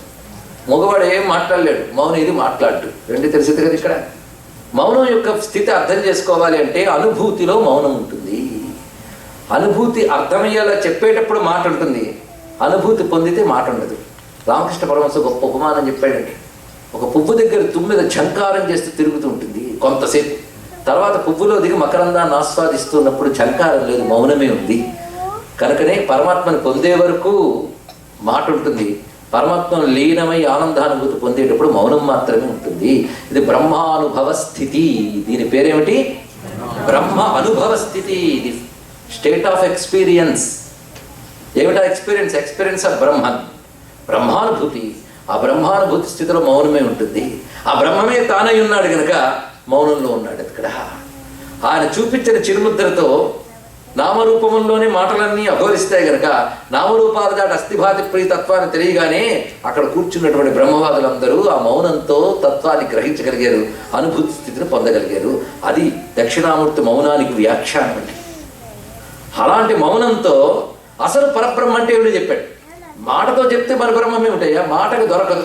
అందుకే వేదం చెప్పింది, భగవంతుడి గురించి నేను ఒక్కడనే చెప్పగలనండి. ఏం చెప్తావమ్మా అంటే ఏమీ చెప్పలేమని చెప్పగలనండి. గొప్ప విషయం అండి. అందుకే వేదమాత కూడా భగవంతుడు అంటే ఏమిటంటే మనసుకి మాటకు అందని వాడింది. ఎంత చక్కగా చెప్పేసింది ఒక్క మాటతో. మనసు మాటకు అందనిది ఎలా అందుతుంది? మనకు మనసు మాటకు అందనివి చాలా ఉన్నాయండి. లడ్డు తింటే రుచి తెలుస్తుంది, వర్ణిస్తే ఏం తెలుస్తుంది ఇక్కడ? అంతే కదా. అందుకే భగవద్ అనుభూతి ఎలా ఉంటుందంటే మా త్యాగయ్య చెప్తాడు, ఈలాగుని వివరించలేను చాలా స్వానుభవైక వెజ్జమే అప్ప రామభక్తి ఎంత గొప్పరా అంటాడు. అదే విషయాన్ని నారదుడు వారి భక్తి సూత్రాల్లో మూకాస్వాదనవత్తు ఒక మాట అన్నాడు. మూగవాడు మధుర పదార్థం పెట్టారు, తిన్నాడు, ఎలా ఉంది అని అడిగారు. ఏం చెప్తాడు పాపం వాడు. అదేవిధంగా బ్రహ్మానుభూతి పొందినవాడు వాడు చెప్పిన మనకు అర్థం కాదు. అది వచ్చింది బాగా. చూడండి, ఇందాక నేను అస్థిభాతి ప్రియుని స్వస్వరూపం నామరూపాలు కాదు అంటే ఏమిటి ఇలా చెప్తాడు? నామరూపాలు కాదని, నా పేరు ఎల్లమ్మ పొల్లమ్మ లేదా ఎల్లయ్య పొల్లయ్య కాదంటాడు ఏమిటి ఈయన? కనుక ఈయన ఉపన్యాసమే కాదందాం, నిర్ణయానికి వచ్చేస్తాం. ఎందుకంటే ఇన్నాళ్ళు అలవాటు అయిపోయింది. ఇవాళ ఒక్కరోజు కూర్చోబెట్టి ఇండియా నుంచి వచ్చి గంటలో అది నువ్వు కాదు అంటే ఇదేమిటయ్యా, నేను నామరూపాలతో ఎంత ఏర్పాటు చేసుకున్న ప్రపంచం ఇదంతా కాదని తీసి పడతాడంటే అనిపిస్తుందా లేదా? ఎందుకు చెప్పండి? నామరూపాలు మనకు అలవాటైపోయాయి కనుక, నువ్వు కానిదాన్ని నువ్వు అనుకుని పట్టుకోవడం నీకు అలవాటైపోయింది కనుక నీదేమిటో చెప్పగానే కోపం వస్తుంది. అర్థం చేసుకునే ప్రయత్నం చెయ్యి. అప్పుడు నామరూపాలు నువ్వు కావాలని తెలుస్తుంది. తెలిసిన వెంటనే నామరూపాలు వెంటనే వదిలేసుకోవాలని అక్కర్లే. దాంట్లో ఉన్నా అది నేను కాదని తెలివి ఉంటే చాలు. ఇక్కడ ఇది తెలుసుకోవాలంటే ఇది మొత్తం వేదాంతత్వం అంతా ఇక్కడ చెప్పబడుతుందండి. ఇక్కడ అటువంటి విశేషమైనటువంటి తత్వాన్ని మూర్తి అంతా చూస్తుంది. చూసారు దక్షిణామూర్తి రూపం. ఇంతవరకు నేను రూపం చెప్పాను, తత్వం చెప్పాను. రూపమే, కానీ రూపం తత్వాన్ని రూపిస్తోంది అని తెలుసుకోవాలి. ఇక్కడ రూపం అంటే మనకు ప్రకటించుట. రూపం అనే శబ్దానికి ప్రకటింపబడేది రూపం. కానీ ఈశ్వర తత్వం మనం ప్రకటింపబడ్డానికి రూపం ధరించాడండి. కింద ఒక ఆయన పడ్డాడు, వాడిని ఎత్తాలి. ఎత్తినప్పుడు చెయ్యి అవసరమా లేదా? అదే నాకు నామరూపాలు లేవు, నేను ఎత్తను అంటే అక్కడ వాడిని ఎత్తడానికి చెయ్యనే రూపం అవసరమైందా లేదా? అలా మనల్ని ఉద్ధరించడానికి రూపం మీద భగవంతుడికి రూపం ధరించి అనుగ్రహిస్తాడు. ఆ రూపం పేరే దక్షిణామూర్తి అని చెప్పారు. ఇక్కడ దక్షిణామూర్తి రూపం మనకి నామరూపాలు లేని తత్వం అనుగ్రహించడానికి వచ్చిన రూపం ఇక్కడ. అది శుద్ధ సత్వగుణంతో ధరించాడు కనుక మన జ్ఞాన ప్రదానం చేస్తాడు. కనుక ఆయన ధ్యానం చేసి కూర్చుంటే ఆయన మనకు జ్ఞానం తేటపడేటట్టు చేయగలండి. ఇక్కడ ఏ విద్యనైనా స్ఫురింపజేసే శక్తి ఆ స్వామి అనుగ్రహంలో మనకు దాగి ఉంది కనుక దక్షిణామూర్తి రూపంలో మిగిలింది మర్రి చెట్టు. ఆయన ఆ చెట్టు ఎందుకు సెలెక్ట్ చేసుకోవాలి? భారతదేశంలో చెట్లను దేవతలుగా కొలుస్తారు. ఇప్పుడు ఆ దేశంలోనే చెట్లు దొంగతనంగా నరికి స్మగ్లింగ్ చేస్తున్నారు. అవునా లేదా? చెట్లు కనబడితే నరికేసి చదును చేసేసి వృక్షో రక్షిత అని బోర్డు కూడా పెడతారు. అంత గొప్పవాళ్ళు ఉన్నారు. అసలు ప్రపంచంలో ఇతర నాగరికతలు కన్ను తెరవక ముందు అద్భుతమైన నాగరికత ఇచ్చింది భారతదేశం. అది మరిచిపోయి బ్రతుకుతున్నారు భారతీయులు ఎప్పటి నుంచో, మనతో సహా, మన పూర్వతరాలతో సహా. మన పూర్వతరాలు కూడా మన సంస్కృతిని అగౌరవపరచడం, మర్యాద ఇవ్వకపోవడం నేర్చుకున్నాయి. అక్కడి నుంచి మనం నేర్చుకున్నాం. అవునా లేదా?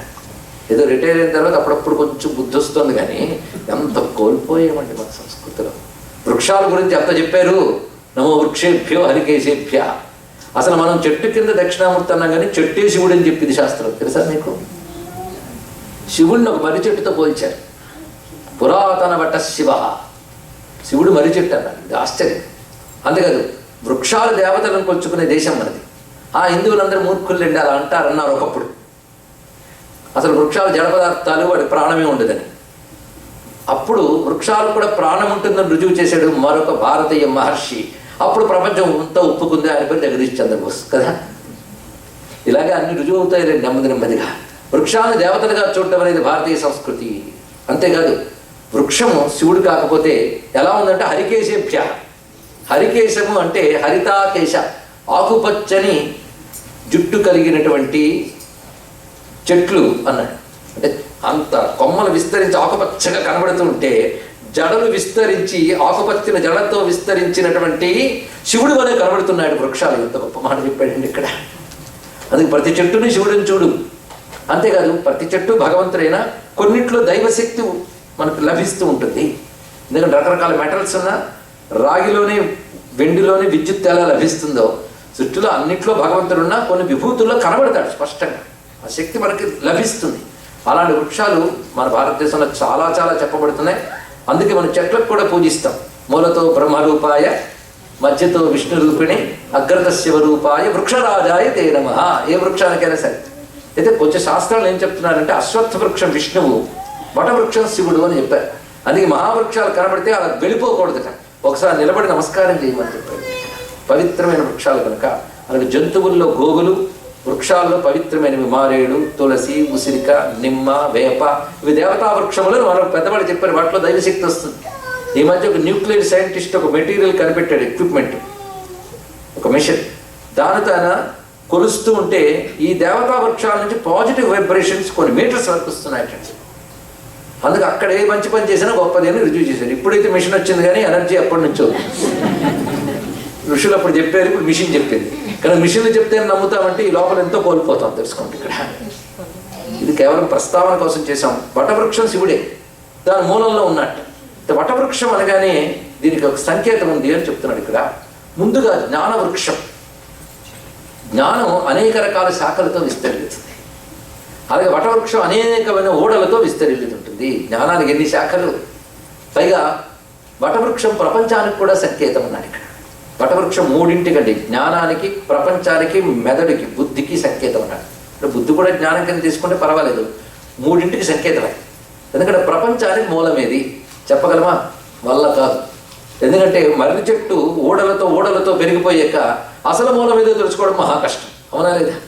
ఏ ఊడ పట్టుకున్నవాడు ఇదే మూలం అంటాడు, మరొక ఊడ పట్టుకున్నవాడు అదే మూలం అంటాడు. ఏది మూలం ఎవడు చెప్పగలడు? కనుక ప్రపంచానికి ఏది మూలమో ఎవడు చెప్పలేడు.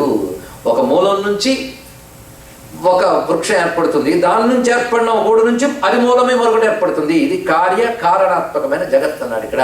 కారణం నుంచి కార్యం ఏర్పడుతుంది, ఆ కార్యం మరొక దానికి కారణమవుతుంది. ఈ కారణాత్మకంగా విస్తరిల్లుతుంది ప్రపంచం. కానీ అసలు కారణం చెప్పడం నువ్వు కష్టం. కనుక కారణం దొరకని ప్రపంచానికి కారణం చెప్పలేవు గనక నీకు నేను చూపిస్తానన్నట్టు శివుడు. అదేమిటంటే నేను అక్కడ కూర్చున్నాను కింద అంటే కారణం తెలియని ప్రపంచానికి అసలు కారణం నేనే అని చెప్పడానికై వటవృక్ష మూలంలో స్వామి ఉన్నాడు. ఇది దాని యొక్క ఆంతర్యం. అంతేకాదు మన బుద్ధి కూడా మర్రి చెట్టే, అవునా లేదా? మీకు చూపిస్తా ఎలా. ఇక్కడ కూర్చుని ఉంటాం కానీ ఓడలు దింపుకుంటూ ఇక్కడ ఉంటాం, అవునా లేదా? ఒక ఓడ అప్పుడు ఇంటికి వెళ్తుంది, ఒక ఓడ మా ఇండియాకి వెళ్తుంది, అవునా? నేను ఇంట్లో అమ్మకి వాళ్ళు 8:30 కల్లా ఫోన్ చేసి చెప్పాను ఇండియాలో, ఈ 8 ముగిస్తాడు లేదు, ఓడ అక్కడ ఉంది, చెట్టు ఎక్కడ ఉంది. ఇలా ఓడలు అటు అటు వేసుకెళ్ళిపోతుంటాం. దానికి భగవంతుడు మెదడుగా శక్తి పెట్టడం గొప్ప విషయం అండి. అలా ఓడలు పెరిగిపోతుంటాయి. అంతేకాదు ఒక్కొక్కసారి మన ఆలోచనలు అబ్జర్వ్ చేయండి. ది స్ట్రీమ్ ఆఫ్ కాన్షియస్నెస్ అంటారు మోడర్న్ సైకాలజీ. ఆలోచనలు ఒక్కసారి అబ్జర్వ్ చేసి ఎక్కడి నుంచి మొదలెడతామో ఎక్కడికో పోతుంది. ఇక్కడ నువ్వు తిరుపతి వెళ్ళావా అని అంటే వెళ్ళాను. లడ్డు తెచ్చావా? తెచ్చాను. లడ్డూతో ఆగదు. ఈ లడ్డూలో తీపి ఎంత బాగా చేస్తారండి, ఎంత బాగుంటుందో అక్కడ మొదలై మన దేశంలో ఆ తీపి దొరుకుతుందా అంటే ఈ మధ్య ఇక్కడ బ్రౌన్ షుగర్ మొదలైన వస్తున్నాయండి. ఏమైనా ఇక్కడ కూడా ఈ బ్రౌన్ షుగర్ మంచిదా వైట్ షుగర్ మంచిదా? అది మా ఆవిడికి ఎన్ని మార్లు చెప్పినా వైట్ షుగరే వేస్తుంది. మా ఆవిడికి నాకు ఒక్కంతరా పడదండి. ఇంకెక్కడి నుంచి మొదలై అసలు తిరుపతి లడ్డు పక్కకు పోయింది. మన ఆలోచనలన్నీ ఎక్కడ మొదలెడతాయి? 10 మంది సంభాషణలు కూడా ఇష్టాగోష్ఠి, ఇలాగే పిచ్చి గోష్ఠి ఏముండదు. ఒక దగ్గర మొదలు ఎటో పోతూ ఉంటే ఎందుకు ప్రారంభించారో తెలియదు, ఎక్కడికి వెళ్ళి టైం చూసుకుని డిస్పర్స్ ఇలాగే ఉంటాయి. ఇంతే, ఏది మొదలు మర్చిపోతాం. ఒక్కసారి వెళ్ళి ఇంతకే ఎక్కడ స్టార్ట్ చేసాం అని ఆలోచిస్తే ఇలా ఓడలు వెళ్ళి రావాలి. చూసారా, మన మెదడుకు భగవంతుని శక్తి పెట్టాడు. ఇన్ని ఓడలు దింపుకున్న మెదడనే వృక్షానికి మూలం ఏమిటయ్యా అంటే నీ ఆలోచనల మహావృక్షానికి మూలం ఆత్మ చైతన్యం. అదే దక్షిణామూర్తి. ఈ ఆలోచనలని మహావృక్షానికి మూలంలో కూర్చున్న దక్షిణామూర్తికి నమో నమః. ఆత్మ చైతన్యం ఉంటేనే ఏవైనా ఆలోచించగలవు. ఆలోచనలు చూడకు, ఆలోచనలకు మూలమైన చైతన్యాన్ని చూడు. ఇక్కడ అలలు చూడటం కాదు, అలలకు మూలమైన జలాన్ని చూడు. ఆ జలం లేకపోతే ఏ అల లేదు. అర్థమైపోయింది ఇప్పటికే. అనేకత్వం అల, జలం ఏకత్వం. అనేకత్వం ప్రపంచం, ఏకత్వం శివుడు. కానీ అనేకత్వం వృక్షమైతే ఏకత్వం శివుడై వృక్ష మూలంలో గోచరిస్తున్నాడు. ఇక్కడ ఆ మూల చైతన్యాన్ని తెలుసుకో. ఇది వటవృక్ష మూలంలో ఉన్నవాడు. వటవిటపి సమీపే భూమి భాగే నిషన్నం సకల ముని జనానాం జ్ఞానదాతారమారాత్ త్రిభువన గురు మీశం దక్షిణామూర్తి దేవం జనన మరణ దుఃఖ ఛేదదక్షం నమామి. కనుక దక్షిణామూర్తి తత్వం రూపం అంతా ముద్రించుకుపోయింది కదా. మర్రి చెట్టుతో సహా తెచ్చుకుని మనసులో పెట్టేశామండి. మర్రి చెట్టు ఇంటి దగ్గర పెట్టుకోవడమే కష్టం, ఈ మనస్సులో పెట్టేసుకున్నాం. ఇప్పుడు ఇక్కడ భగవంతుడు మనస్సుకి అంత శక్తి ఇచ్చాడు, పర్వతాలను కూడా పెట్టుకునే శక్తి. అలా ఇప్పుడు దక్షిణామూర్తి రూపం ముద్రించుకుని ఆయన ఇకపై ధ్యానించేటప్పుడు ఈ స్వరూపం అంతా మనసులో తెచ్చుకుంటే ఇంకేం కావాలి? ఇక్కడ ఆ స్వరూపంలో తత్వ వివేచన. పైగా కూర్చున్న టీవీ ఎలా ఉండదంటే వీరాసనం అంట. అది ఈజీ అండి, అది కూర్చున్న తీరు, అది యోగాసనం. అలా మొత్తం మనకి స్వామి మూర్తులు చాలా చెప్పబడుతున్నాయి. స్వామి మూర్తులు చెప్పే ముందుగా దక్షిణామూర్తి నామానికి అర్థం చెప్పుకున్నాను. నిన్న ఒక అర్థం చెప్పాను, ఎవరైనా చెప్పగలరా? నేను క్లాస్ లాగా లెసన్ లాగా వినాలని అందుకే అంటున్నాను. ఎందుకంటే టైంపాస్ సబ్జెక్ట్ చెప్పాలంటే నాకు చాలా సరదా. మీకు ప్రాబ్లం ఉండదు, నాకు ప్రాబ్లం ఉండదు. మళ్ళీ పిలిపించుకోవాలని కూడా అనిపిస్తుంది. ఇప్పుడు చెప్తే నెక్స్ట్ ఇయర్ రండి అన్నవాళ్ళు ఆలోచిద్దాం ఉంటాం. ఇలా ప్రశ్న వేస్తారా అండి? దక్షిణ శేముషి ప్రోక్త దక్షిణ అనగా శేముషి. శేముషి అంటే బుద్ధిశక్తి, నైపుణ్యము అని అర్థం. ఇక్కడ దక్షిణ అనగా నైపుణ్యం తెలిసింది కదా. ఇప్పుడు మనం ఆ దక్షిణ ఒక అర్థం చెప్పాం, ఇప్పుడు మరొక అర్థంలో ఒక్కొక్కటి ప్రవేశిద్దాం. ఇక్కడ దక్షిణ అనే మాటకు అర్థం సమర్థత, ఇది అర్థం. దీని నుంచి మనకి దక్షత అనే శబ్దం కూడా వచ్చింది, కేపబుల్. కనుక దక్షత కలవాడు దక్షిణామూర్తి. ఆయన మూర్తి దక్షత కలిగినది అన్నాడు. ఇక్కడ దక్షత అంటే సమర్థత. ఏమిటా సమర్థత? సామర్థ్యం సృష్టిస్థితి కార్యే సృష్టిస్థితి లయాది కార్యేషు, ఇది డెఫినేషన్ అండి. ఇక్కడ శంకర భగవత్పాల్ వారు దక్షిణామూర్తి మంత్రానికి వ్యాఖ్యానిస్తూ చెప్పారు, సమర్థుడు భగవంతుడు ఒక్కడ, మీరు నేను కాదు. ఆలోచిద్దాం ఒకసారి. సృష్టి స్థితి లయ ఈ మూడు ఎవరు చేయగలరు? మనం తప్ప ఎవరు చేయలేరు కదా. భగవంతుడు తప్ప ఎవరు చేయలేరు. ఎట్టేగా ఉన్నారు కదా, చాలా సంతోషం. భగవంతుని సృష్టి స్థితిని చేయగలడు, మనం ఎవరు చేయలేము. కనుక చేయగలిగిన సమర్థత ఎవరికి ఉన్నది? భగవంతుడికి మాత్రమే ఉంది. ఆ సమర్థత ఎలాంటిదంటే కర్తుం అకర్తుం అన్యథా కర్తుం అని సమర్థ. ఆయన చేస్తే చేస్తాడు, చేయకపోతే చేయడు, ఒకదానికి ఒకలా చేస్తాడు. క్వశ్చన్ చేయడానికి లేట్. నువ్వెందుకు ఇలా చేశాడు? నీకెందుకు రా, నీకేం తెలుసు, కూర్చో అంటాడు ఇక్కడ. అందుకు కర్తుం అకర్తుం అన్యథా కర్తుం సమర్థ. ఆయన ఇష్టం, ఎలాగైనా చేయగలడు, ఏదైనా చేయగలడు, అడుగుడు మార్చేయగలడు. అంత సమర్థత ఎవడికుందో వాడిని పరమేశ్వరుడు అంటాం. కానీ ఈశ్వరుడు అంటేనే సమర్థవంతుడు. యయిమాలోకాన్ ఈశత ఈశనీభి, ఇది ఉపనిషద్వాక్యమే. ఎవడు తన యొక్క శక్తులతో ప్రపంచాన్ని శాసిస్తాడో వాడు ఈశ్వరుడు. సర్వసమర్థుడికి ఈశ్వరుడు అని పేరు. ఐశ్వర్యం అంటే సమర్థత, అంతేగాని డబ్బంతా పెట్టుకున్నాడు కనుక ఐశ్వర్యుడు అంటే కాదు. సమర్థతే ఐశ్వర్యం. ఐశ్వర్యం ఎవడికుందో వాడు ఈశ్వరుడు. ఈశ్వరుడన్నా దక్షిణుడన్నా ఒకటే అర్థం. కానీ దక్షిణ అంటే సమర్థవంతుడు అతను. ఆయన్ని మేము లెక్క పెట్టమండి, ఆ భగవంతుడు అనేవాడు లేడు, ప్రకృతి మాకుంది కంట్రోల్లో అని విస్తరిస్తే వాడి పేరు దక్షుడు. వీడు దక్షుడు, వాడు దక్షిణామూర్తి. నేనే క్యాపబుల్ అనుకుంటే దక్షుడు, అసలు క్యాపబుల్ దక్షిణామూర్తి. నువ్వే క్యాపబుల్ అనుకుని ఆయన్ని విస్మరిస్తే దక్షుడికి వచ్చిన గతే కలుగుతుంది. ప్రస్తుత ఆధునిక నాగరికతకి దక్ష యజ్ఞం అని పేరు. ఇక్కడ ఎవరైనా ఒకరిద్దరైనా పొరపాటున థింకర్స్ ఉంటారేమో అని చెప్తున్నాను నేను.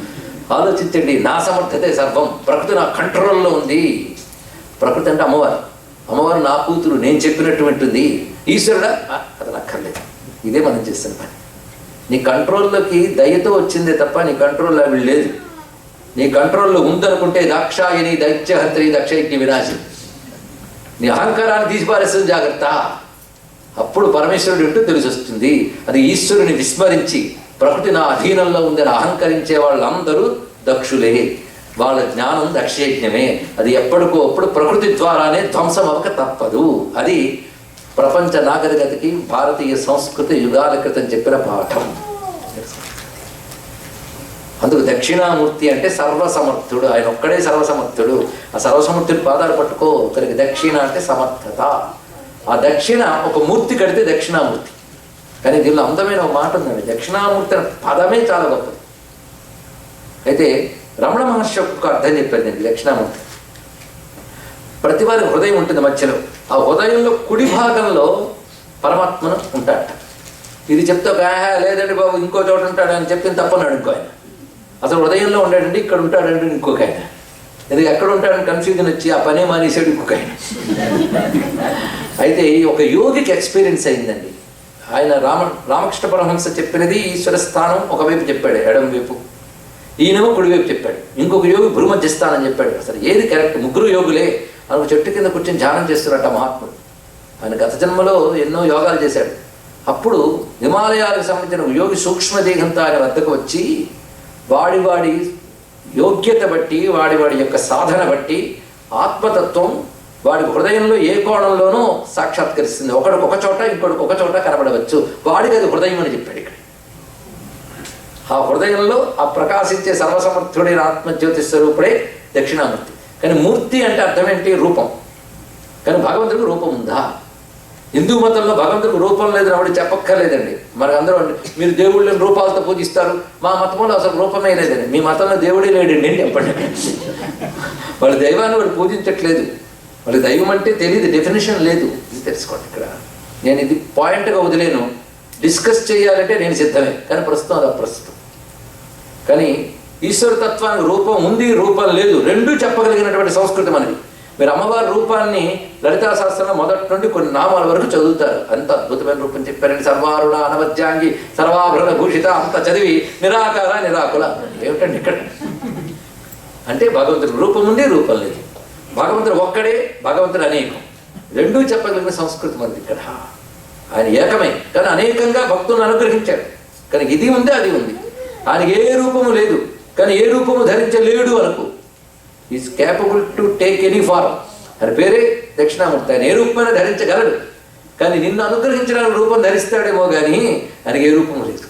ఇక్కడ భక్త అనుగ్రహ విగ్రహం. ఆనాడు ఋషులకి బ్రహ్మాది దేవతల్ని అనుగ్రహించడానికి దక్షిణామూర్తి రూపంతో కనబడ్డాడు. ఏ నామరూపాలు లేని భగవంతుడు మనల్ని అనుగ్రహించడం కోసం దివ్యనామ దివ్య రూపమును స్వీకరించాడు. మన నామరూపాలు కర్మ కొద్ది వచ్చి పడ్డాయి, ఇవి వ్యవహారాలు. భగవంతుడు నామరూపాలు దయతో స్వీకరించాడు. ఇది తేడా ఇక్కడ. కనుక నామం రూపం నుండి దయ ఉంటుంది, మరి ఏముండదు ఇక్కడ. మన నామరూపాలకు కర్మ ఉంటుందండి, నొక్కితే కర్మ ఉంటుందండి. కానీ భగవంతుడి దగ్గర ఉండేది దయ. దయ కనుక దయతోనే నామరూపాలు స్వీకరిస్తాడు. అందుకే ఉపనిషత్తు చెప్తోంది ద్వే బ్రహ్మణి వేది దవ్యే మూర్తంచ అమూర్తంచ.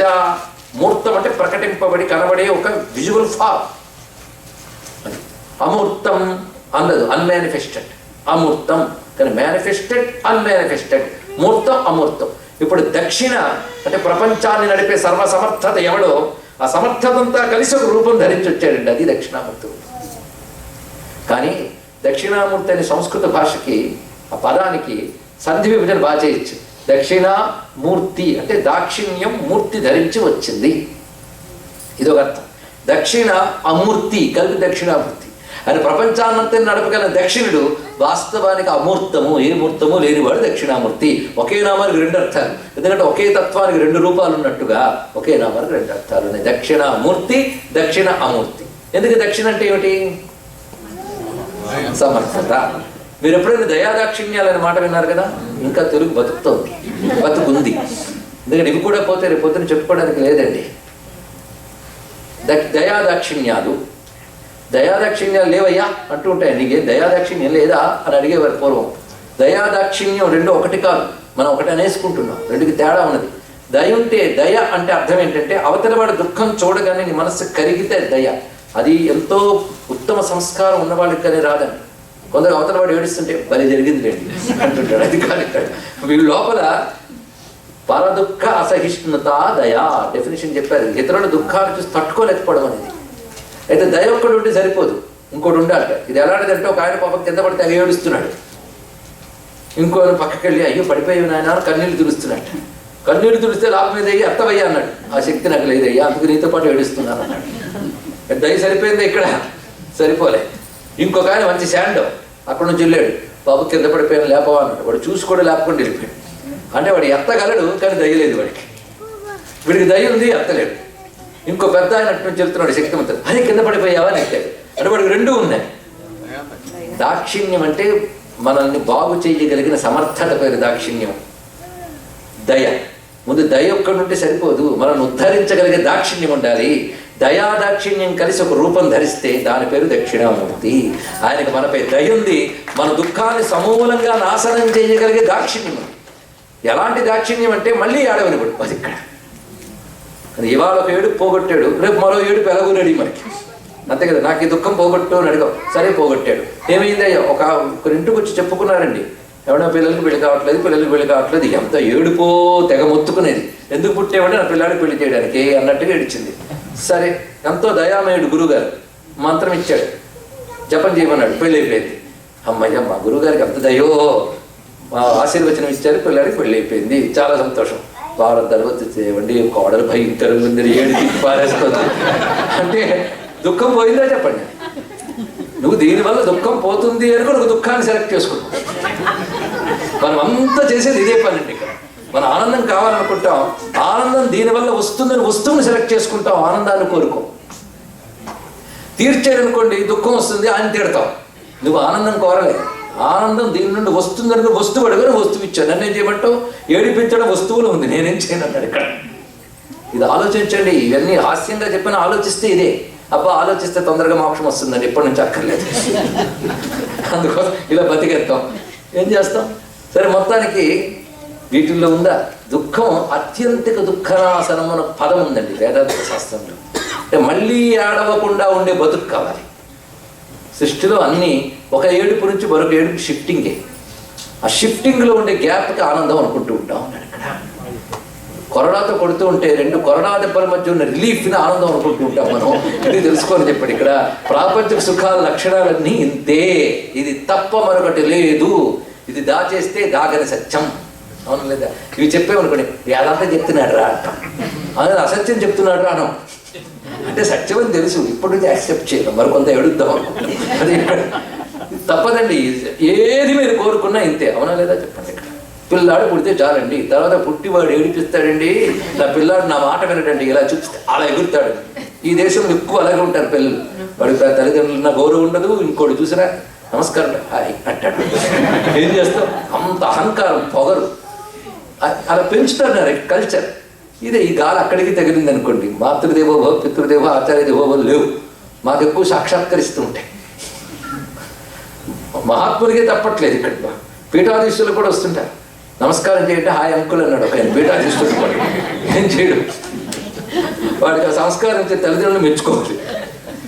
సరే ఇలాంటి పరిస్థితులు ఏం చేస్తాం అని వాళ్ళ వల్ల ఒక బాధ కలిగితే ఒక బాధ. అదే మహానుభావుడు పురంధరదాసు ఒక మాట అన్నారు, దాన్ని భారత మురళీకృష్ణ గారు అద్భుతంగా అనువదించారు. సతియున్నా చింతే, లేకున్నా చింతే, మతిలేని సతితో మనుగడ చింతే, బ్రతుకంతా చింతే, జీవికి మనస పరమాత్మని గన నోచని వానికి అన్నాడు.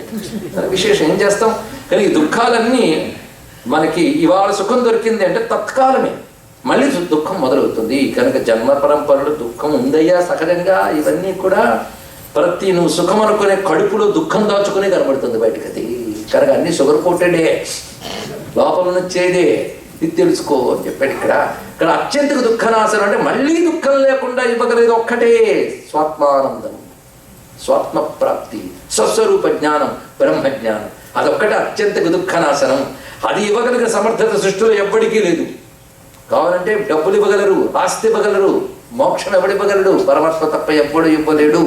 కనుక పరమాత్మ ఇవ్వగలిగే మోక్షమే మళ్ళీ దుఃఖపడకుండా చేసే దయాదాక్షిణ్యం. కనుక ఆ మోక్షానికి అవసరమైన జ్ఞానాన్నిచ్చే దయాదాక్షిణ్య రూపాన్ని దక్షిణామూర్తి అని అంటున్నారయ్యా అన్నాడు ఇక్కడ. ఇది దక్షిణామూర్తి అనే నామానికి అర్థం. ఇవాళ మొత్తానికి నామరూపాతీత తత్వం తెలుసుకోవడం కోసం ఆయన నామరూపాన్ని వ్యాఖ్యానం చేసుకున్నాం మనం ఇక్కడ. అర్థం చేసుకునే వరకు రూపం నామం, అర్థం చేసుకుంటే నామరూపాలు దాటిపోయాం కదా. కానీ దయాదాక్షిణ్యాలు మూర్తి భవించినటువంటి పరమాత్మ సృష్టి స్థితులైన చెయ్యగలిగే దాక్షిణ్యం ఎవడి వద్ద ఉన్నదో ఆ దాక్షిణ్యం మూర్తి కట్టింది. ఆ దాక్షిణ్యం కలిగిన ఈశ్వరుడికి నిజానికి అమూర్తము. ఇది దక్షిణామూర్తి తత్వానికి అర్థం. ఆయన రూపం, ఆయన ధరించినటువంటి ఆయుధాలు, అదేవిధంగా ఆయన వృక్షము, మొత్తం స్వరూపము సన్నివేశము అంతా హృదయంలో నింపుకుని దక్షిణామూర్తి పాదపద్మాలకు నమస్కరిస్తూ స్వస్తి. రేపు సమయం 3:30 తిరిగి మనం సమావేశం అవుదాం. సర్వం శ్రీ దక్షిణామూర్తి చరణారవిందార్పణమస్తు. స్వస్తి ప్రజాభ్య